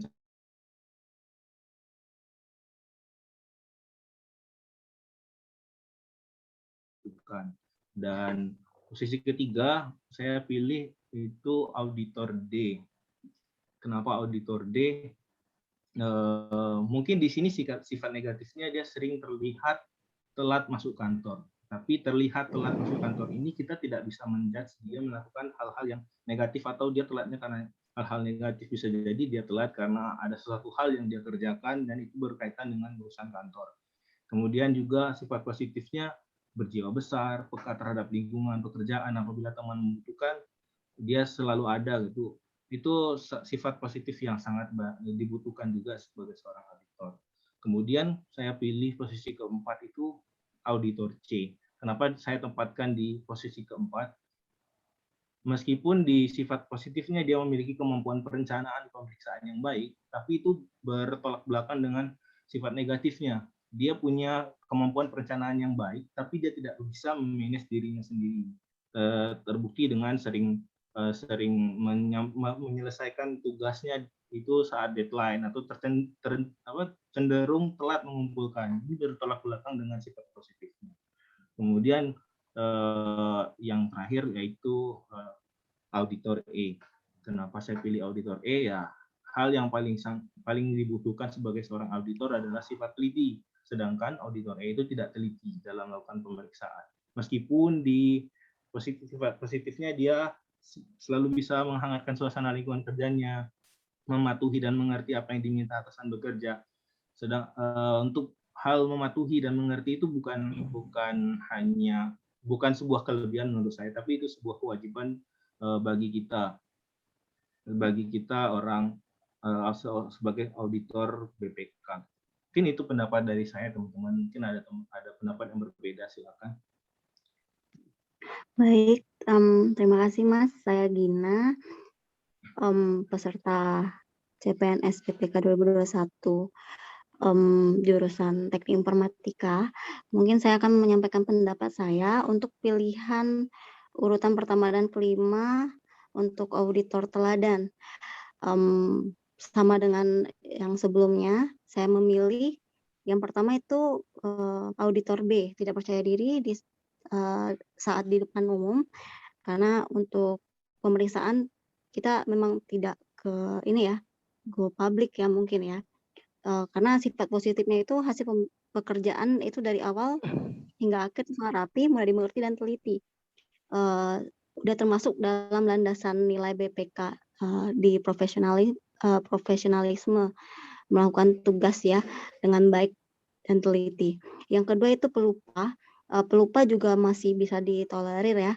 Bisa jadi kita bisa berikan bantuan pengingat di handphone dan sebagainya. Untuk positifnya melebihi target pencapaian sasaran kinerja. Itu juga udah masuk ke landasan nilai dari BPK. Yang ketiga ini sedikit berbeda, saya memilih yang C, menyelesaikan sering saat hari deadline atasan dan terkadang cenderung telat mengumpulkan. Kalau ini sih masih bisa ditolerir juga sih sebenarnya. dengan itu tadi pengingat tadi ya, karena dia memiliki sifat positif, mempunyai kemampuan pemeriksaan yang baik, perencanaan pemeriksaan yang baik, itu ada positifnya lah, menutupin dari sifat negatifnya tadi. Karena yang tadi kan negatifnya masih bisa ada bantuan lah untuk diingatin temannya dan sebagainya. Dan yang keempat itu saya pilih yang D, sering telat masuk kantor. Kenapa saya pilih itu yang nomor kedua dari terakhir itu karena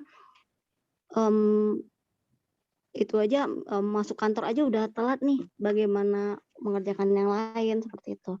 Walaupun sifat positifnya berjiwa besar, peka terhadap lingkungan dan sebagainya. Dan yang terakhir itu saya memilih yang E, tidak teliti, karena itu sangat fatal. Karena dari BPK itu kan pemeriksa nih, kalau tidak teliti itu sangat fatal sekali. Jadi saya, walaupun dia penghangat suasana dan sebagainya, jadi saya pilih yang terakhir itu yang E. Sehingga jawaban saya yang auditor B, A, C, D, dan E. Mungkin ada teman-teman tambahan yang lainnya. Terima kasih. Iya, baik. Saya izin melanjutkan ya. Salam kenal semuanya. Saya Rizka. Saya calon ini ya, peserta SKB BPK dari jurusan Sistem Informatika. Baik, jadi kita dapat case terkait dengan 5 orang auditor yang di mana di sini memiliki sifat negatif dan juga sifat positif, dan kita diminta untuk mengurutkan. Nah, kalau menurut saya pribadi di sini saya memilih di urutan pertama yaitu auditor A.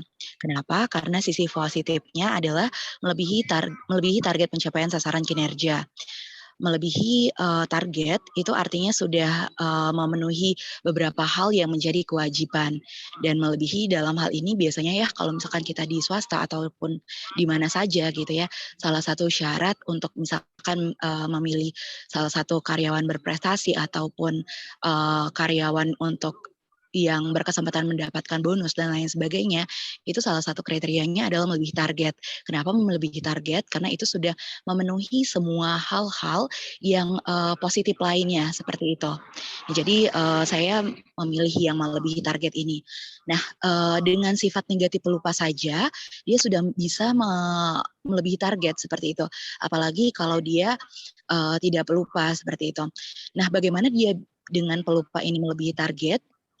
Bisa jadi seperti itu ya.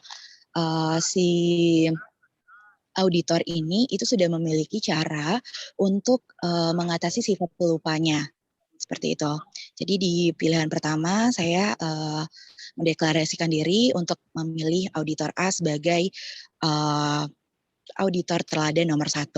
Nah, yang kedua, di sini saya sepakat dengan hemat yang disampaikan oleh Kak Robi dan juga Kak Gina terkait dengan tidak percaya diri di depan umum itu bukanlah hal yang wajib ya untuk seorang auditor. Nah, untuk itu saya memilih yang B ini karena melihat dari sisi positifnya, yaitu si auditor B itu memiliki hasil pekerjaan dari awal hingga akhir sangat rapi, mudah dimengerti dan teliti. Namun ini masih kalah menurut saya dari yang A, karena yang A itu memiliki sifat positif melebihi target. Nah, yang ketiga, ini saya memilih auditor yang C, menyelesaikan sering hari deadline dan terkadang cenderung telat mengumpulkan. Kenapa yang C? Menurut saya dibandingkan dengan yang C, D, yang sering terlihat masuk kantor. Jadi di sini ada 2 perbedaan kosakata ya. Yang pertama di C, menyelesaikan sering saat hari deadline. Sebetulnya menyelesaikan di hari deadline ketika workload sedang banyak, pekerjaan sedang menumpuk, ini tentu saja bisa dimaklumi seperti itu. Nah, kemudian dan terkadang di sini di garis bawahi adalah terkadang. cenderung telat mengumpulkan. Nah, jika untuk orang-orang yang terkadang, itu menurut saya masih bisa diberikan suggestion ataupun nasihat seperti itu. Nah, ketika sudah disuggest, biasanya orang-orang yang hanya terkadang itu masih bisa untuk dinasehati. Apalagi di sini beliau memiliki sisi positif, yaitu memiliki kemampuan perencanaan pemeriksaan yang baik saat di lapangan. Jadi ini sudah menunjukkan beliau adalah seorang auditor yang baik. Dibandingkan yang D, ini kita bisa lihat garis bawahi sering terlihat masuk kantor, telat masuk kantor. Nah, dari sering ini sebetulnya telat masuk kantor saja itu sudah sangat negatif ya, karena bagaimana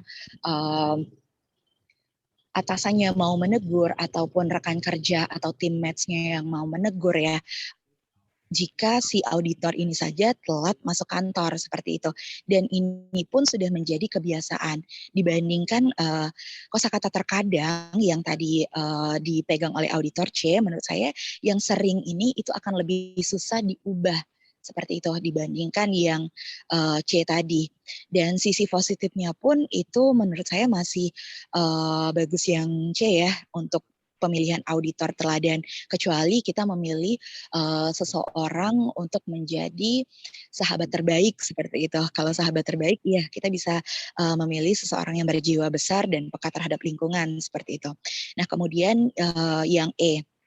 Kenapa saya menempatkan yang E ini di pilihan terbawah atau terakhir?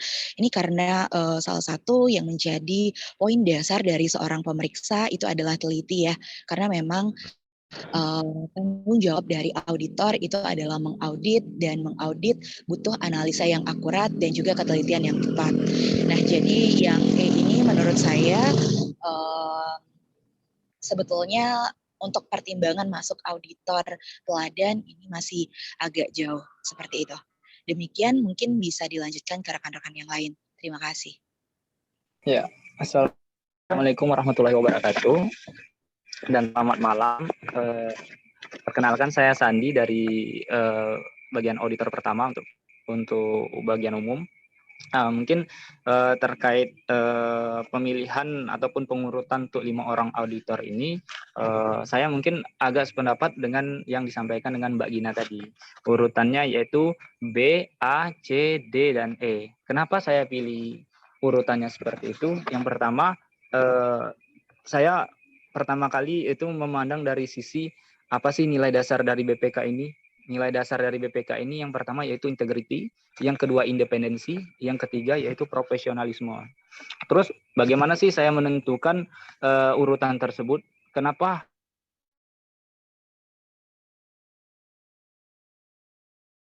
si B ini, yaitu dia menghasilkan pekerjaan dari awal hingga akhir sangat rapi, mudah dimengerti, dan teliti. Berarti dia menghasilkan suatu pekerjaan yang akan mudah dibaca oleh teman lainnya. Walaupun dia tidak percaya diri saat di depan umum, tapi ketika pekerjaannya tersebut bisa dibaca dengan bisa dipelajari oleh teman lainnya, berarti pekerjaannya itu berdampak banyak loh ke orang lain ataupun ke tim kerja yang lain. Tentunya ini bisa meningkatkan efisiensi dan efektivitas dari pekerjaannya tersebut. Itu yang pertama. Terus yang kedua, saya akan memilih yang A. Yang A ini sebenarnya sangat bagus, yaitu melebihi target pencapaian sasaran kinerja. Tapi di sini yang saya lihat kenapa dia nomor 2, karena dampak dari melebihi target pencapaian sasaran kinerja ini lebih ke individu tersebut tersendiri. Jadi saya lebih memandang pekerjaan tersebut lebih baik rapi dan terstruktur, walaupun dia sama-sama tercapai, tetapi saya lebih memandang lebih baik yang rapi dan terstruktur serta mudah dimengerti. Kemudian terkait sifatnya yang pelupa, itu menurut saya sudah kodrat lah, setiap manusia pasti ada lupa. Memang kalau lupa mungkin masih bisa diakali dengan membuat buku catatan kecil. Biasanya seiring bertambahnya umur orang, mungkin dia akan sering mencatat suatu hal yang penting menurut dia. Jadi itu masih bisa diakali. Terus yang ketiga, saya akan memilih yang C. Kenapa saya memilih yang C? Karena dari keseluruhan sifat positif yang diperlukan itu, saya memerlukan seseorang yang memiliki kemampuan perencanaan, pemeriksaan yang baik saat di lapangan. Itu sangat saya perlukan. Namun memang di sini kelemahan dari si C ini dia mendekati deadline. Tapi kenapa sih si C ini nggak saya letakkan di posisi keempat dan kelima? Hal tersebut nggak saya letakkan di posisi tersebut karena menurut pandangan hemat saya, jika saya berpikir secara sistematis dan secara logis, deadline tersebut bukan berarti salah. Jika dia melewati deadline, mungkin itu menjadi masalah. Tetapi ketika dia mengerjakan pada saat deadline ataupun cenderung telat, berarti kan maksudnya masih di wilayah abu-abu nih, tetapi masih bisa lolos. Itu pandangan saya kenapa yang C pilihannya nomor 3. Terus yang keempat saya pilih karena dia berjiwa besar, peka terhadap lingkungan pekerjaan apabila teman membutuhkan bantuan. Cuma memang dia kenapa saya pilih ke nomor 4 karena dia balik ke prinsip dasar dari BPK tadi, itu dia tidak profesional. Tidak profesionalnya dia di dalam bekerja yaitu dia tidak menaati janji kerja dia. Ketika masuk seharusnya jam 8 tapi dia datangnya jam 8:15 kayak gitu.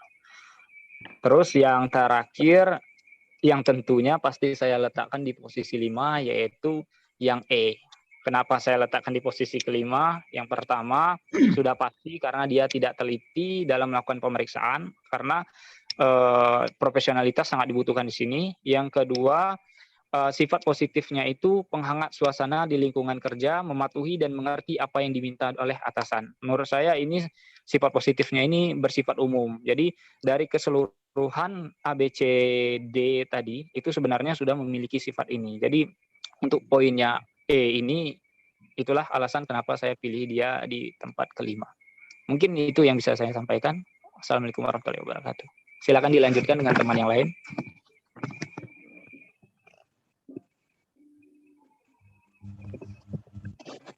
Pesertanya ada 4 atau berapa ya? Ya mungkin Kak Evi dan Kak Reski bisa. Baiklah, saya akan melanjutkan diskusinya. Di sini kan disuruh memilih urutan pertama sampai terakhir bagi auditor yang teladan. Menurut pandangan saya, untuk nomor 1 itu tidak percaya diri saat di depan umum. Kenapa? Karena untuk tugas seorang auditor itu tidak berhubungan dengan seperti public speaking. Dia hanya bagian pemeriksaan saja, bagian di belakang layar. Dan sifat positifnya itu sangat baik. Hasil pekerjaannya dari awal hingga akhir sangat rapi, mudah dimengerti, dan teliti. Ini sangat bagus untuk seorang auditor karena hasil audit yang dikerjakan seorang auditor nantinya akan dibaca oleh banyak orang. Tentunya suatu kerja yang sangat rapi dan dimengerti orang bisa ditelaah dengan baik bagi orang-orang yang memiliki kepentingan untuk laporan tersebut. Saya memilih yang pelupa. Kenapa? Karena sifat negatif pelupa bisa diatasi dengan cara memberikan note atau pengingat lah. Apalagi sifat positifnya itu melebihi target mencapai sasaran kerja. Nah, ini baik juga untuk seorang auditor. Karena seorang auditor itu memiliki target-target yang harus dikerjakan. Dengan pencapaian sasaran target yang lebih baik, seorang auditor dapat mengerjakannya dengan baik. Terus urutan nomor 3 saya pilih yang menyelesaikan sering saat hari deadline atasan dan terkadang cenderung telat mengumpulkan. Nah, ini masih bisa, sifat negatifnya masih bisa ditolerir dengan cara menegurnya agar dapat seperti kawannya menegurnya agar dapat menyelesaikannya. Jangan sering-sering melakukan saat deadline atasan datang. Terus sifat memiliki kemampuan perencanaan pemeriksaan yang baik saat di lapangan. Nah, seorang auditor sangat perlu tuh untuk memiliki perencanaan yang baik karena seorang auditor tuh sering terjun ke lapangan dan sangat baik jika seorang auditor memiliki perencanaan pemeriksaan yang baik. Terus yang posisi keempat saya pilih sering terlihat telat masuk kantor. Nah, kita lihat lagi mengapa seorang auditor itu sering telat masuk kantor. Mungkin dia ada kerjaan di satu daerah yang lain, terus datang ke daerahnya, ke kantornya sering telat atau banyak kerjaan lain di luar kantor. Dan sifat positifnya peka terhadap lingkungan dan teman-teman.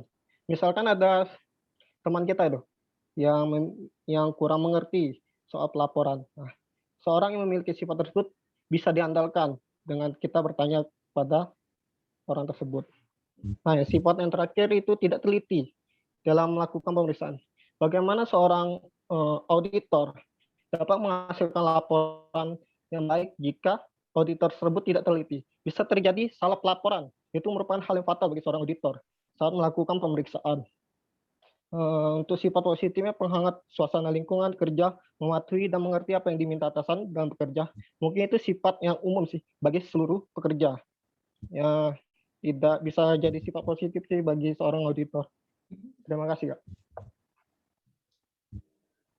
Izin menyampaikan pendapat, teman-teman.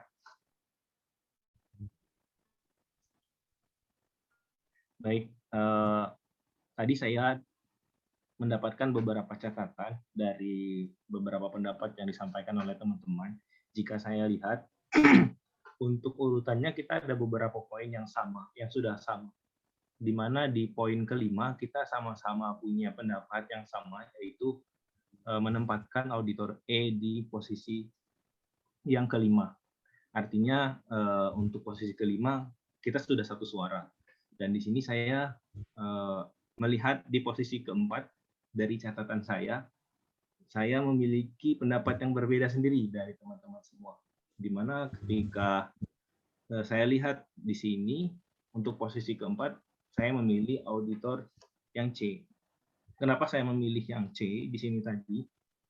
Karena saya melihat ada inkonsistensi dari auditor A. Meskipun sifat positifnya dia memiliki perencanaan yang baik saat pemeriksaan, tapi dia cenderung tidak memiliki perencanaan yang baik untuk memanage dirinya sendiri. Di mana dia sering sekali melaksanakan tugasnya saat hari deadline dan juga kadang-kadang cenderung telat. Saya berpikir dengan sifat negatif di mana dia tidak bisa memanage dirinya sendiri ini akan bisa merusak segi positif yang dia punya dengan kelalaian dia, dengan kebiasaan dia melaksanakan di saat deadline kemudian cenderung telat. Ini dikhawatirkan nanti akan merusak yang pertama hasil kerja yang dia dapatkan. Meskipun dia memiliki perencanaan, tapi ketika pelaksanaan dia tidak bisa melaksanakannya dengan baik, saya rasa hasil yang akan didapatkan juga tidak akan baik. Percuma dia bisa merencanakan pemeriksaan yang baik, tapi ketika eksekusi dia tidak bisa melaksanakannya dengan baik. Itu yang jadi concern saya. Mengapa saya menempatkan auditor C di posisi keempat. Sedangkan sering terlihat telat masuk kantor, ini sama halnya dengan yang tadi disampaikan Kak Sandi. Sebenarnya ini bisa diberikan teguran juga, disampaikan Kak Rizka juga ya tadi, kalau tidak salah saya dengar, bahwasanya ini juga sebenarnya bisa dikasih teguran ketika diingatkan oleh teman-teman yang lain, bisa jadi ke depannya juga bisa berubah gitu. Dan saya melihat yang D ini tidak bertolak belakang, ibaratnya dia tidak memiliki tidak cenderung konsisten gitu, tidak seperti yang auditor C tadi. Meskipun dia punya perencanaan yang baik, dikhawatirkan dengan adanya inkonsistensi tadi dari dirinya sendiri itu akan berdampak buruk dengan hasil kerja yang dia dapatkan. Itu sih menurut saya. Tapi kembali ke teman-teman, mungkin teman-teman punya pendapat lain. Iya, baik. Mungkin kalau pendapat saya mengenai kita memilih D atau C yang menjadi auditor yang ketiga, itu mungkin sifat negatif antara C dan D itu sama aja ya, mungkin kurang profesionalisme ya, kurang profesional. Kalau untuk yang C dia kurang profesional karena dia untuk ngumpulin tugas saja telat gitu kan. Kalau yang D itu sering telat masuk kantor juga kurang profesionalisme. Cuman untuk kita lihat dari segi positifnya aja, mungkin untuk segi positif yang paling pertama yang paling menjurus ke auditor teladan itu kayaknya yang memiliki kemampuan perencanaan pemeriksaan yang baik saat di lapangan, karena itu sangat lebih dibutuhkan nih daripada berjiwa besar peka terhadap lingkungan pekerjaan apabila teman membutuhkan bantuan. Ini kayaknya lebih dibutuhkan dalam segi pemeriksa atau auditor itu yaitu ya perencana pemeriksaan sih. Mungkin pilihan saya mungkin yang itu tadi C lalu D. Mungkin teman-teman yang lain untuk pilihannya C atau D tadi ya, yang ketiga dan keempat ya sekarang ya. Baik, terima kasih untuk itu pendapat saya ya. Terima kasih. Lanjut Mbak. Oke, baik, terima kasih. Jadi sebetulnya kita luruskan kembali ya, saya tadi sepakat juga dengan yang disampaikan oleh Mbak Gina. Ini kita adalah memilih auditor terbaik. Seperti yang tadi saya sampaikan juga di awal, kita bukan memilih sahabat terbaik nih, tapi kita memilih auditor terbaik. Mungkin dari sisi negatif, tadi disampaikan juga ya oleh Kak Robi, bahwa dua sisi negatif si auditor C dan D ini bisa jadi kita bisa kasih semacam suggestion ataupun peringatan ataupun nasihat ya dari rekan-rekannya. Nah, namun di sifat positifnya, ini ketika kita membandingkan dua orang antara C dan D, ini yang lebih memenuhi syarat ya sebagai auditor teladan itu sebetulnya yang C. Ditambah lagi kalau kita bandingkan di sifat negatifnya, di sini terkadang cenderung telat mengumpulkan laporan. Nah, terkadang di sini kalau menurut saya itu bukan menjadi sebuah habit ya. Artinya ini akan memiliki kecenderungan untuk akan lebih mudah diubah seperti itu. Karena ini bukan sering. Kalau sering itu kan biasanya menjadi habit ya, atau sudah menjadi kebiasaan yang mendasar gitu. Nah, untuk itu saya tetap mendeklarasikan diri untuk menetapkan auditor D sebagai nomor 4 dan auditor C sebagai nomor 3. Nah, kemudian ketika saya cek kembali di hasil review tadi, itu ternyata saya juga berbeda sendiri untuk auditor A dan B. Nah, di sini kenapa saya memilih yang A? Di sini kita kembali lagi ya, kita memilih auditor teladan seperti itu. Nah, menurut saya ketika auditor A ini di sisi positifnya dinyatakan melebihi target pencapaian sasaran kinerja, artinya beliau ini sudah menjadi orang yang rapi, sudah menjadi orang yang mudah dimengerti dan teliti laporannya seperti itu. Nah, sementara untuk sisi negatifnya dibandingkan yang B, pelupa ini akan lebih mudah misalkan untuk diantisipasi, misalkan dengan membuat notes dan lain sebagainya. Namun yang untuk yang B, ini kan mungkin kita pernah melihat juga beberapa spanduk ataupun berita ya di media massa terkait dengan BPK telah menyatakan lembaga A menerima opini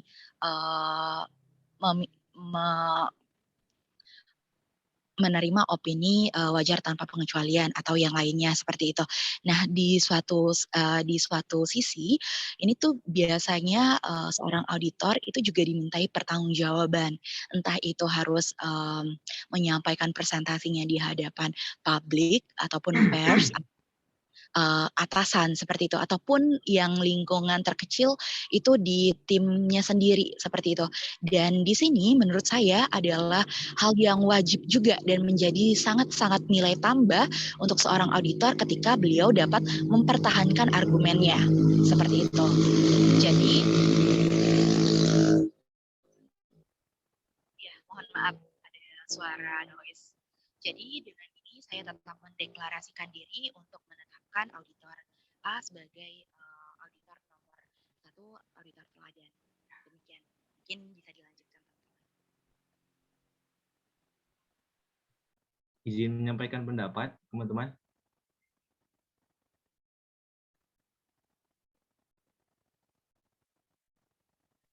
Iya, Mas. Apakah suara saya terdengar? Iya, terdengar, Mas. Baik. Untuk saya masih menggarisbawahi untuk pilihan yang keempat dan yang ketiga ya. Setelah tadi penyampaian dari teman-teman, ketika memang diminta untuk memilih karyawan teladan, benar tadi yang disampaikan oleh teman-teman, bahwasanya kita harus melihat positifnya lebih banyak dibandingkan negatifnya.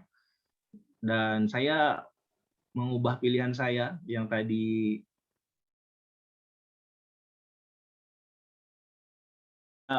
sepakat dengan teman-teman, tapi dengan catatan.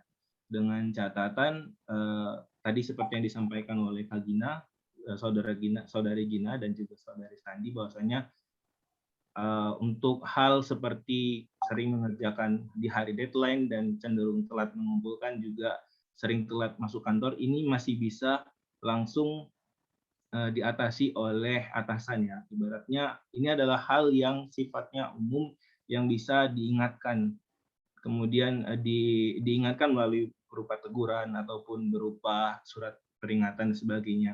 Nah, saya mengambil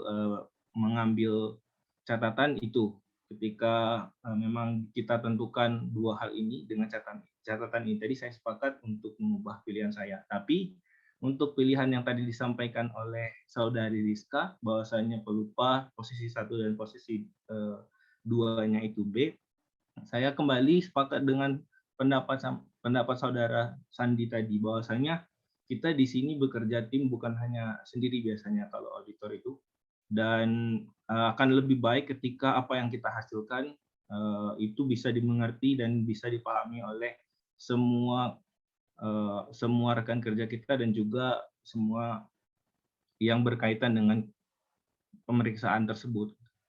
Tidak harus melebihi pencapaian target, cukup sesuai dengan target. Ketika itu semua bisa dimengerti dan juga bisa dipahami dan dikerjakan dengan teliti, pasti hasilnya juga baik. Nah, kenapa saya tidak sepakat itu pertama? Karena sifat pelupanya tadi. Sifat pelupa ini berbeda dengan yang sering mengerjakan di hari deadline, ataupun itu bukan habit ya. Kalau yang tadi habit, mungkin yang pelupa ini memang sifat murni yang ada dalam diri seseorang. Dan dikhawatirkan ketika mungkin dia mengerjakan tugasnya sesuai target, tapi ketika dia lupa dengan beberapa hal penting yang berkaitan dengan kerjanya atau dengan pemeriksaan yang dia lakukan, itu akan berdampak negatif juga dengan hasil kerjanya. Mungkin memang bisa dibuat dengan not, tapi itu juga tidak menutup kemungkinan akan tetap terjadi hal-hal ini juga, hal-hal yang tidak diinginkan juga, meskipun sudah diusahakan menggunakan not, tapi tetap akan ada kemungkinan hal-hal yang tidak diinginkan itu terjadi, seperti lupa beberapa poin dari hasil pemeriksaannya. Jadi ya, saya untuk poin yang ketiga dan keempat saya sepakat dengan teman-teman, tapi mungkin untuk posisi 1, 2 ada saran, mungkin ada masukan lagi dari teman-teman yang lain mungkin. Terima kasih. Ya, terima kasih sama-sama. Mungkin sedikit mengulas lagi. Permasalahan kita ini kan sebenarnya tadi kan jadi ada 2, C dan D dan A dan B. Mungkin seperti yang disampaikan dan kakak tadi, bahwa sudah setuju bahwa yang nomor 3-nya itu C dan nomor 4-nya itu D. Mungkin permasalahan itu udah clear ya Pak ya. Mungkin sekarang yang jadi konsen kita tinggal yang A dan B. Mungkin yang seperti yang disampaikan sebelum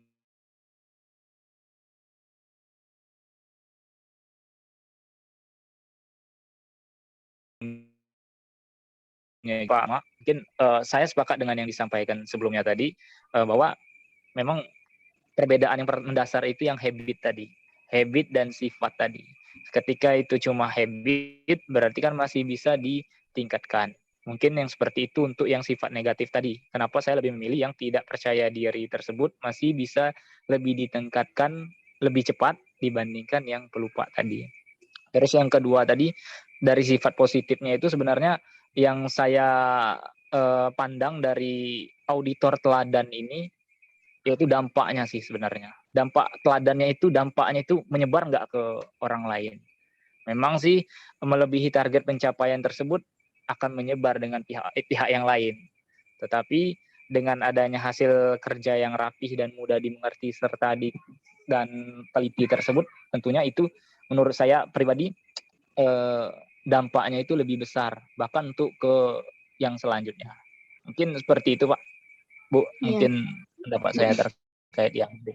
Ya, makasih Mas. Mungkin makasih juga untuk Mas Robi. Mungkin tadi kita sepakat ya, yang tadi untuk yang ketiga, 4 dan 5 itu C, D, dan E. Untuk sekarang permasalahannya di yang pertama dan kedua ya. Mungkin yang tadi katanya Mbak Rizka itu target itu melebihi target sasaran kinerja itu mungkin lebih bagus lah, lebih baik lah dari yang kedua tadi. Tapi secara kita lihat ya, kalau target itu soal waktu. Kalau dia melebihi target, melebihi waktunya, lebih cepat gitu ya. Cuma belum tentu hasilnya itu baik. Nah, gitu. Belum tentu hasil pemeriksaannya itu baik. Kalau waktunya ya cepat, tapi hasilnya belum memuaskan, belum baik, itu artinya kan juga percuma gitu kan. Maka dari itu saya masih memilih yang B untuk yang menjadi auditor yang teladan pertama. Karena itu tadi hasil pekerjaan dari awal hingga akhir itu sangat rapi, mudah dimengerti dan teliti. Teliti itu artinya dia bagus ya, untuk pemeriksaannya itu baik. Jadi masih ke yang saya di B baru A gitu. Mungkin yang lain boleh teman-teman. Mungkin Pak Reski mungkin Pak. Ya, mungkin saya dulu ya. Ya, boleh. Ya, jadi izin ini ya, menanggapi yang disampaikan oleh Mbak Gina tadi terkait melebihi target pencapaian sasaran kinerja, ini adalah waktu. Kalau menurut saya ini bukan waktu sih. Di sini sudah jelas ya, kosakatanya juga sudah tepat ya, melebihi target pencapaian sasaran kinerja. Artinya sasaran kinerjanya sudah melebihi target dan juga semuanya juga melebihi target seperti itu. Nah, yang menjadi concern saya adalah di sifat negatif yang B. Mungkin teman-teman bisa lihat juga di sini tidak percaya diri saat di depan umum. Ini seperti yang tadi saya sampaikan di awal, bahwa auditor ada kemungkinan nih untuk diminta untuk menyampaikan pertanggungjawaban hasil auditnya itu di depan pers, di depan atasan ataupun di depan rekan timnya. Nah, ketika si auditor B ini tidak percaya diri menyampaikan apa yang menjadi hasil temuannya, ini bisa jadi ada kemungkinan untuk blunder. Nah, ketika ada kemungkinan untuk blunder, ini menurut saya ini harus di backup oleh rekan yang lain. Nah, kalau dilihat dari pilihan A, B, C, D, E, ini yang memungkinkan untuk melakukan backup adalah rekan yang A karena melebihi target pencapaian sasaran. Nah, kalau menurut saya di sini masih unggul yang auditor A dibandingkan yang B. Kita ingat kembali bahwa kita di sini memilih auditor teladan seperti itu, yang di mana semua kemampuannya itu harus dipertanggungjawabkan. Nah, tadi yang disampaikan oleh Kak Refki juga terkait dengan habit ya. Kalau pelupa ini bukanlah habit, menurut saya pelupa ini adalah habit. Namun ketika si orang pelupa ini saja sudah melebihi target pencapaian sasaran kinerja, artinya beliau sudah selesai dengan urusan pelupanya seperti itu. Artinya mungkin beliau memang masih pelupa, namun beliau sudah mengatasi hal tersebut mungkin dengan membuat catatan atau hal lainnya ya, sehingga beliau mampu mendapatkan sifat positif melebihi target pencapaian sasaran kinerja seperti itu. Mungkin sedikit. Iya, boleh. Ya, baik. Sedikit saja sih kalau dari saya. Untuk sama halnya tadi dengan yang disampaikan Kak Rizka, ketika pelupa dia sudah mengantisipasi pelupanya dengan melebihi target. Saya rasa juga untuk auditor B juga dia sudah mengantisipasi ketidakpercayaan dirinya di depan umum dengan menghasilkan pekerjaan yang rapi dan kemudian mudah dimengerti oleh orang lain dan terutama atasannya yang akan memeriksa hasil kinerjanya sendiri. Dan mungkin kita harus menggarisbawahi di depan umum, kata-kata di depan umum ini ya. Ketika mungkin seorang auditor menyampaikan hasil auditnya atau hasil pemeriksaannya, ini di depan umum yang seperti apa? Kalau saya pikir ketika auditor ini menyampaikan pemeriksaannya, dia cenderung tidak di depan umum, hanya di depan atasannya, gitu. Di depan beberapa orang yang nanti berhak untuk memeriksa hasil pemeriksaannya tersebut. Gitu. Jadi saya rasa kalau kita mau menggunakan asumsi di depan umum di sini tidak akan menjadi masalah sebagai seorang auditor ketika ketika dia sudah menghasilkan pekerjaan yang sangat rapi dan mudah dimengerti, tadi sudah terwakilkan dengan hasil yang dia berikan. Dan kalau misalkan kita memilih ya tetap kalau saya untuk B dan A. Mungkin Kak Sandi bisa menambahkan. Mungkin sedikit tambahan sedikit yang terkait sifat negatif dan sifat positif. Sebenarnya sih kenapa yang tidak percaya diri di depan umum ini sebenarnya kan seperti yang disampaikan sebelumnya tadi, ini kan di depan umum. Kan bisa jadi penyampaian yang ke publik tersebut kan bisa jadi bisa lewat direkam ataupun wawancara dengan personal ataupun privat. Itu mungkin bisa jadi solusi untuk mengatasi sifat yang negatif. Coba untuk yang menjadi kandidat auditor teladan ini kita disuruh pilih dua nih antara yang pertama dan yang kedua. Nah di sini saya lebih memposisikan kita lebih fokus ke yang sifat positif sih. Memang anggaplah yang sifat negatif kita nilai sama-sama 0. Tetapi untuk yang sifat positif seperti yang disampaikan Mbak Gina tadi, ketika melebihi target, apakah pekerjaan tersebut sudah lebih baik atau tidak, atau bisa jadi dia standar. Tetapi ketika pekerjaan tersebut sudah sangat rapi dan mudah dimengerti dan juga teliti, menurut saya itu poin plus lah, poin plus dibandingkan ketika kita melakukan pencapaian melebihi target. Sedangkan pencapaian melebihi target tersebut secara sistematisnya tetap kita hitung bahwa itu tercapai, tapi kita tidak menghitung bahwa itu tercapai dengan sangat baik. Mungkin seperti itu Mbak. Pola pandang saya mungkin hampir sama seperti yang Mbak Gina sampaikan tadi. Iya. Baik, terima kasih rekan-rekan sekalian. Jadi sebetulnya kalau dari saya pribadi ya, terkait dengan tidak percaya diri saat di depan umum, itu sebetulnya sudah menjadi ini ya, ketika sudah menjadi auditor, ini sebetulnya perlu juga gitu untuk memiliki rasa kepercayaan diri. Bagaimana kita akan menghadapi klien ya, mungkin klien dalam masa yang cukup banyak seperti itu. Nah, namun saya sepakat tadi yang disampaikan oleh rekan saya Refki itu terkait dengan pelatihan. Inilah gunanya tim SDM ya yang dari BPK seperti itu. Dengan catatan juga saya menyepakati auditor B bisa menjadi auditor teladan, namun dengan catatan yaitu tim SDM itu lebih memasifkan lagi atau menspesifikkan kebutuhan untuk auditor B ini, yaitu memberikan pelatihan terkait dengan misalkan cara berbicara di depan umum dan lain sebagainya. Demikian rekan-rekan sekalian, terima kasih.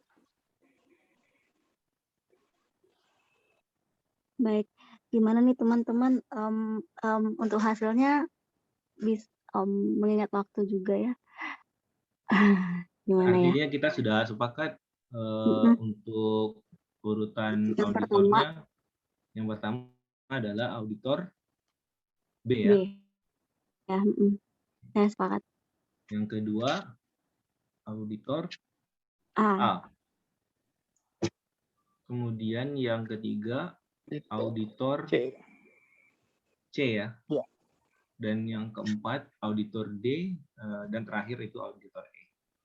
Ya. Oke, mungkin terima kasih teman-teman untuk diskusinya. Hari ini kita sudah dapat kesepakatan untuk auditor teladan kita periode ini dengan kriteria seperti ini ya. Terima kasih. Ya, terima kasih. Saya sepakat juga ya dengan yang disebutin tadi. Oke, Kak Dharma. Lanjut Kak Dharma, masuk Kak Dharma. Halo, mantap. Lah ketemu kesimpulan nih. Mantap. Luar biasa. Tapi seru loh. Karena dua masalahnya, Mas. Berapa? Jadi agak panjang. Apa? Karena dua masalahnya. Waktu nggak, Mas? Nah, iya. Tapi Itu tadi. Tapi biasanya Mas, biasanya ya? kalau misalkan dapat info dari teman-teman yang lain tuh biasanya asesornya nanti kalau udah tinggal berapa menit lagi gitu dia ngasih ingat waktunya. Terus pas habis ya udah langsung di-cut sama dia. Jadi ada kesimpulan nggak ada kesimpulan udah gitu. Oh, berarti kalau memang langsung di-cut tuh kurang bagus juga kalau kita sampai nggak dapat kesimpulan ya. Iya, makanya kalau bisa pas udah diingetin waktunya sama asesornya tuh kita udah kayak mikir kan. Karena kan ini ibaratnya nggak ada benar salahnya sebenarnya kan. Betul. LGD itu nggak ada benar salahnya. Tinggal sesuai kesepakatan gitu. Iya benar. Benar ya, berarti kan, nah mungkin kalau yang aku lihat tuh, kita tuh kadang terbawa suasana ya, seru gitu memang kadang kan.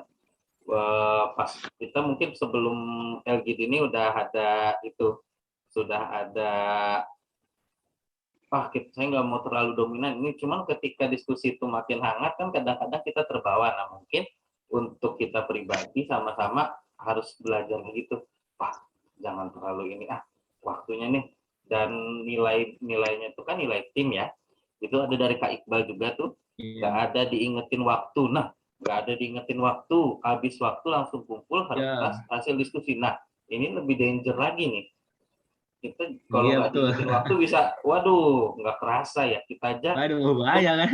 Zoom hampir 2 jam aja ini udah mau ini nggak kerasa. Mungkin salah satunya itu ya, karena kan seru kali ya pas kita sharing-sharing itu, bahwa sama-sama kita tekanin waktu 45 menit 1 jam tuh sangat-sangat sebentar ya, sangat-sangat nggak terasa gitu. Mungkin ada dari teman-teman lagi, tadi Mbak Gina mau ngomong tadi ya. Ya mungkin itu tadi kita mungkin sama-sama belajar aja ya.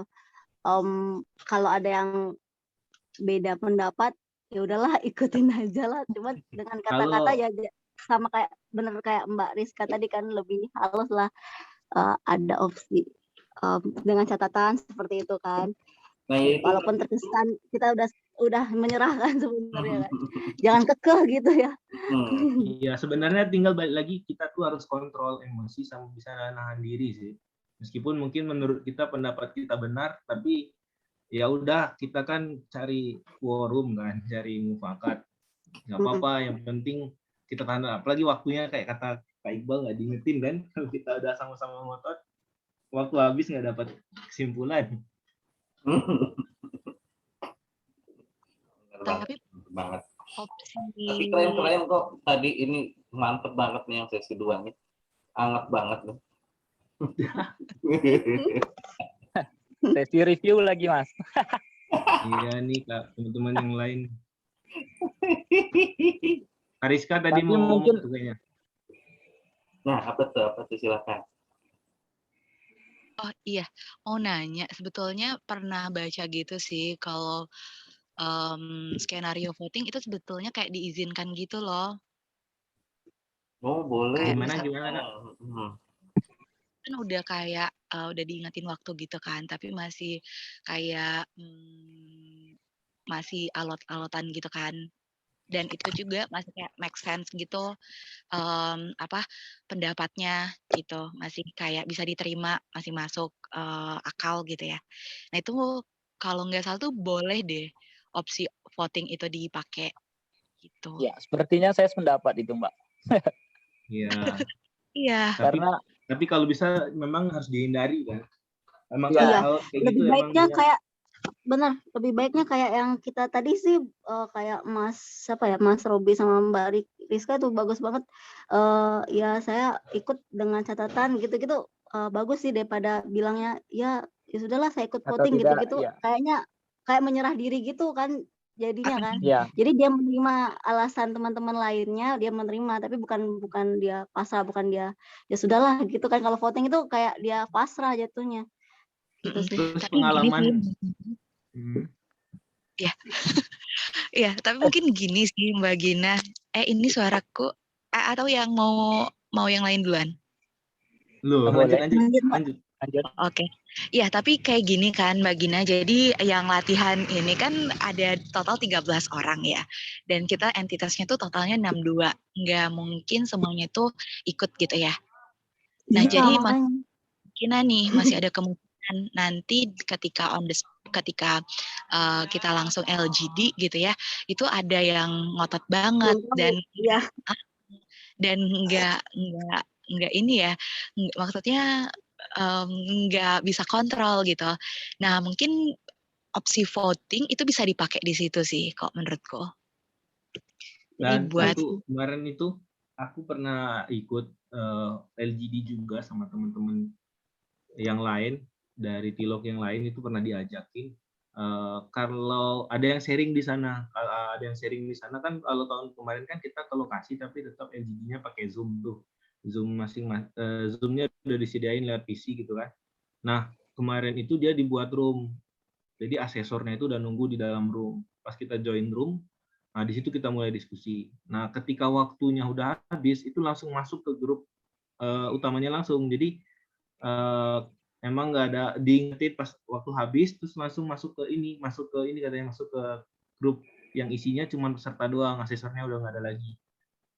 Jadi kayak kata Kak Rizka tadi yang diizinin untuk kalau misalkan udah alot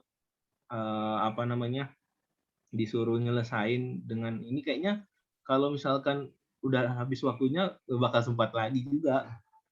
Makanya baik-baik di kitanya lagi. Dan satu mungkin memang pas hari ini yang datang nggak banyak, nggak semuanya ya dari 62 orang itu. Tapi kan kayak kata Kak Dharma, di peserta LGD-nya tuh groupingnya diumumin 1 hari sebelum. Nah mungkin itu kita bisa manfaatin buat cari tahu tuh teman-teman kita. Terus kita saling diskusi lah di situ untuk LGD-nya tuh kayak gimana, terus ngatur alurnya tuh kayak gimana. Memang temanya kita nggak bakal tahu, tapi setidaknya kita udah bisa saling ngerti di sana nanti kan. Kayak yang tadi kemungkinan kayak yang dibilang Rizka akan ada yang ngotot, itu bisa sedikit diantisipasi sih. Ya. Makanya kalau misalnya ada teman-teman ada kenal yang teman yang lain yang nggak masuk ke WA, coba dimasukin deh. Siapa misalnya ada kenal nih, belum masuk WA, dimasukin aja. Ya jadi enak, aman kita. Moga aja kita sekelompok kali ya, yang ber-13 ini ya. Oh ya, sekarang mau nanya, yang terkait LGD ini nanti memang nggak ada, kita bisa lihat jam ya? Oh iya, komputernya enggak ya? Jamnya? Kalau di bawa komputer boleh nggak ya? Katanya sih nggak boleh deh, dress code kan baju. Nggak boleh ya? Putih hitam gitu kan sih. Bawa pensil aja kayaknya nggak boleh deh. Metal gitu. Takut ada jam tangan nggak boleh ya? Di jam tangan juga nggak boleh berarti ya? Enggak deh kayaknya. Boleh ngecek HP nggak pas istirahat, boleh katanya. Aku lupa sih lihat di mana. Nah, kelompok LGD pas istirahat. Oh iya, pas istirahat tapi. Tuh, kelompok LGD 4-5 orang. Berarti bisa 12 kelompok kurang lebih. Kalau 4-5. Ada yang bilang juga 5-6 orang. Nah, betul kan?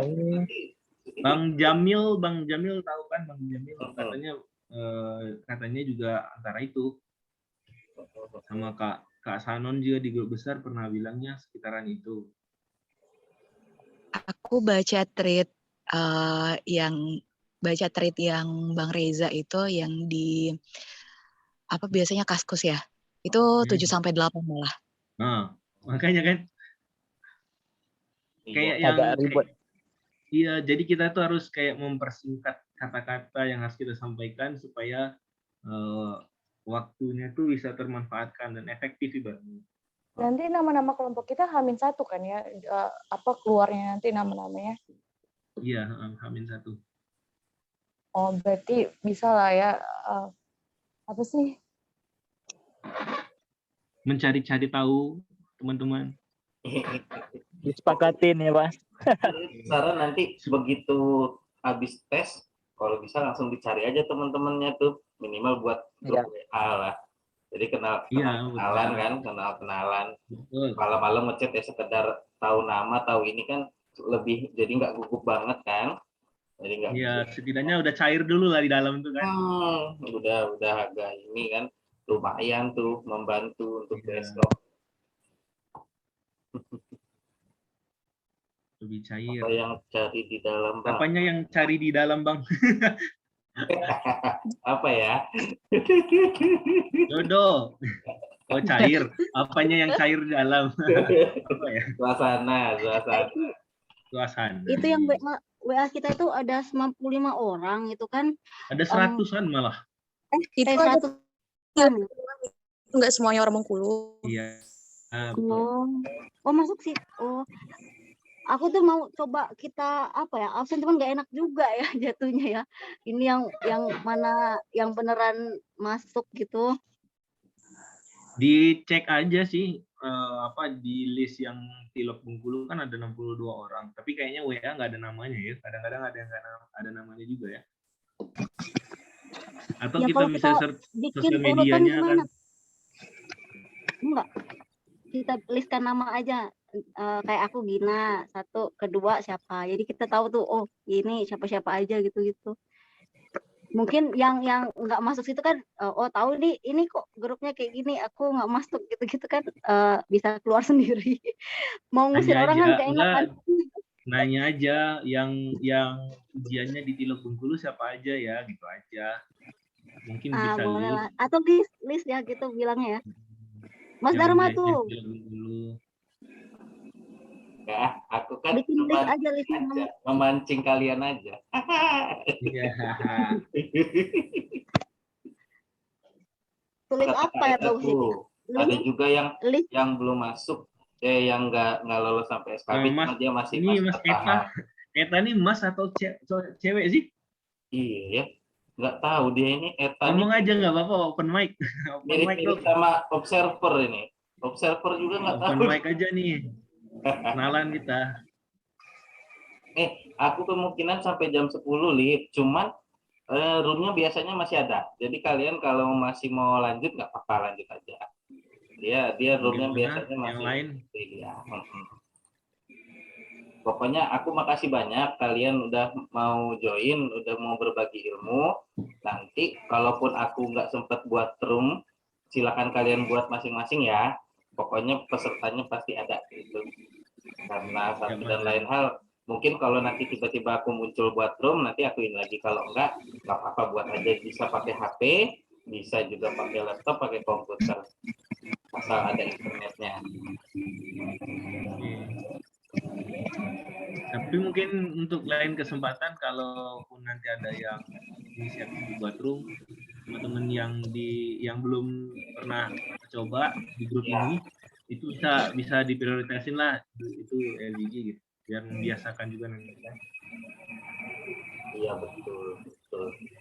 Karena yang aku tahu katanya sebenarnya LGD ini tuh nggak dilihat hasil kesimpulan itu nggak jadi penilaian utama, tapi asesor itu menilai masing-masing kita tuh dari interaksi kita di LGD itu, dari cara kita menyampaikan pendapat, terus dari cara kita merespon forum, merespon teman diskusi kita segala macam, kayak gitu sih kalau yang aku dengarkan. Jadi ya nggak usah khawatir, nggak ada yang saling menjatuhkan di sini, tapi kita tuh saling support biar kita nanti bisa dinilai asesor itu bagus. Iya sih betul juga ya, berarti nilai itu nggak satu-satunya dari hasil ya, tapi interaksi kita satu sama lain itu juga berpengaruh, betul juga sih. Iya, dan yang aku dengar juga katanya kesimpulan di akhir itu akan sangat baik sekali ketika dapat ya, tapi nggak satu-satunya memang yang dilihat sama asesor nanti katanya dari masing-masing kita tuh gimana, aktif nggak, atau nggak perlu aktif juga, ketika dia nyampaikan pendapat tuh langsung dapat poinnya, juga bagus kan. Oke. Ini kalau masih lanjut ya rekamannya.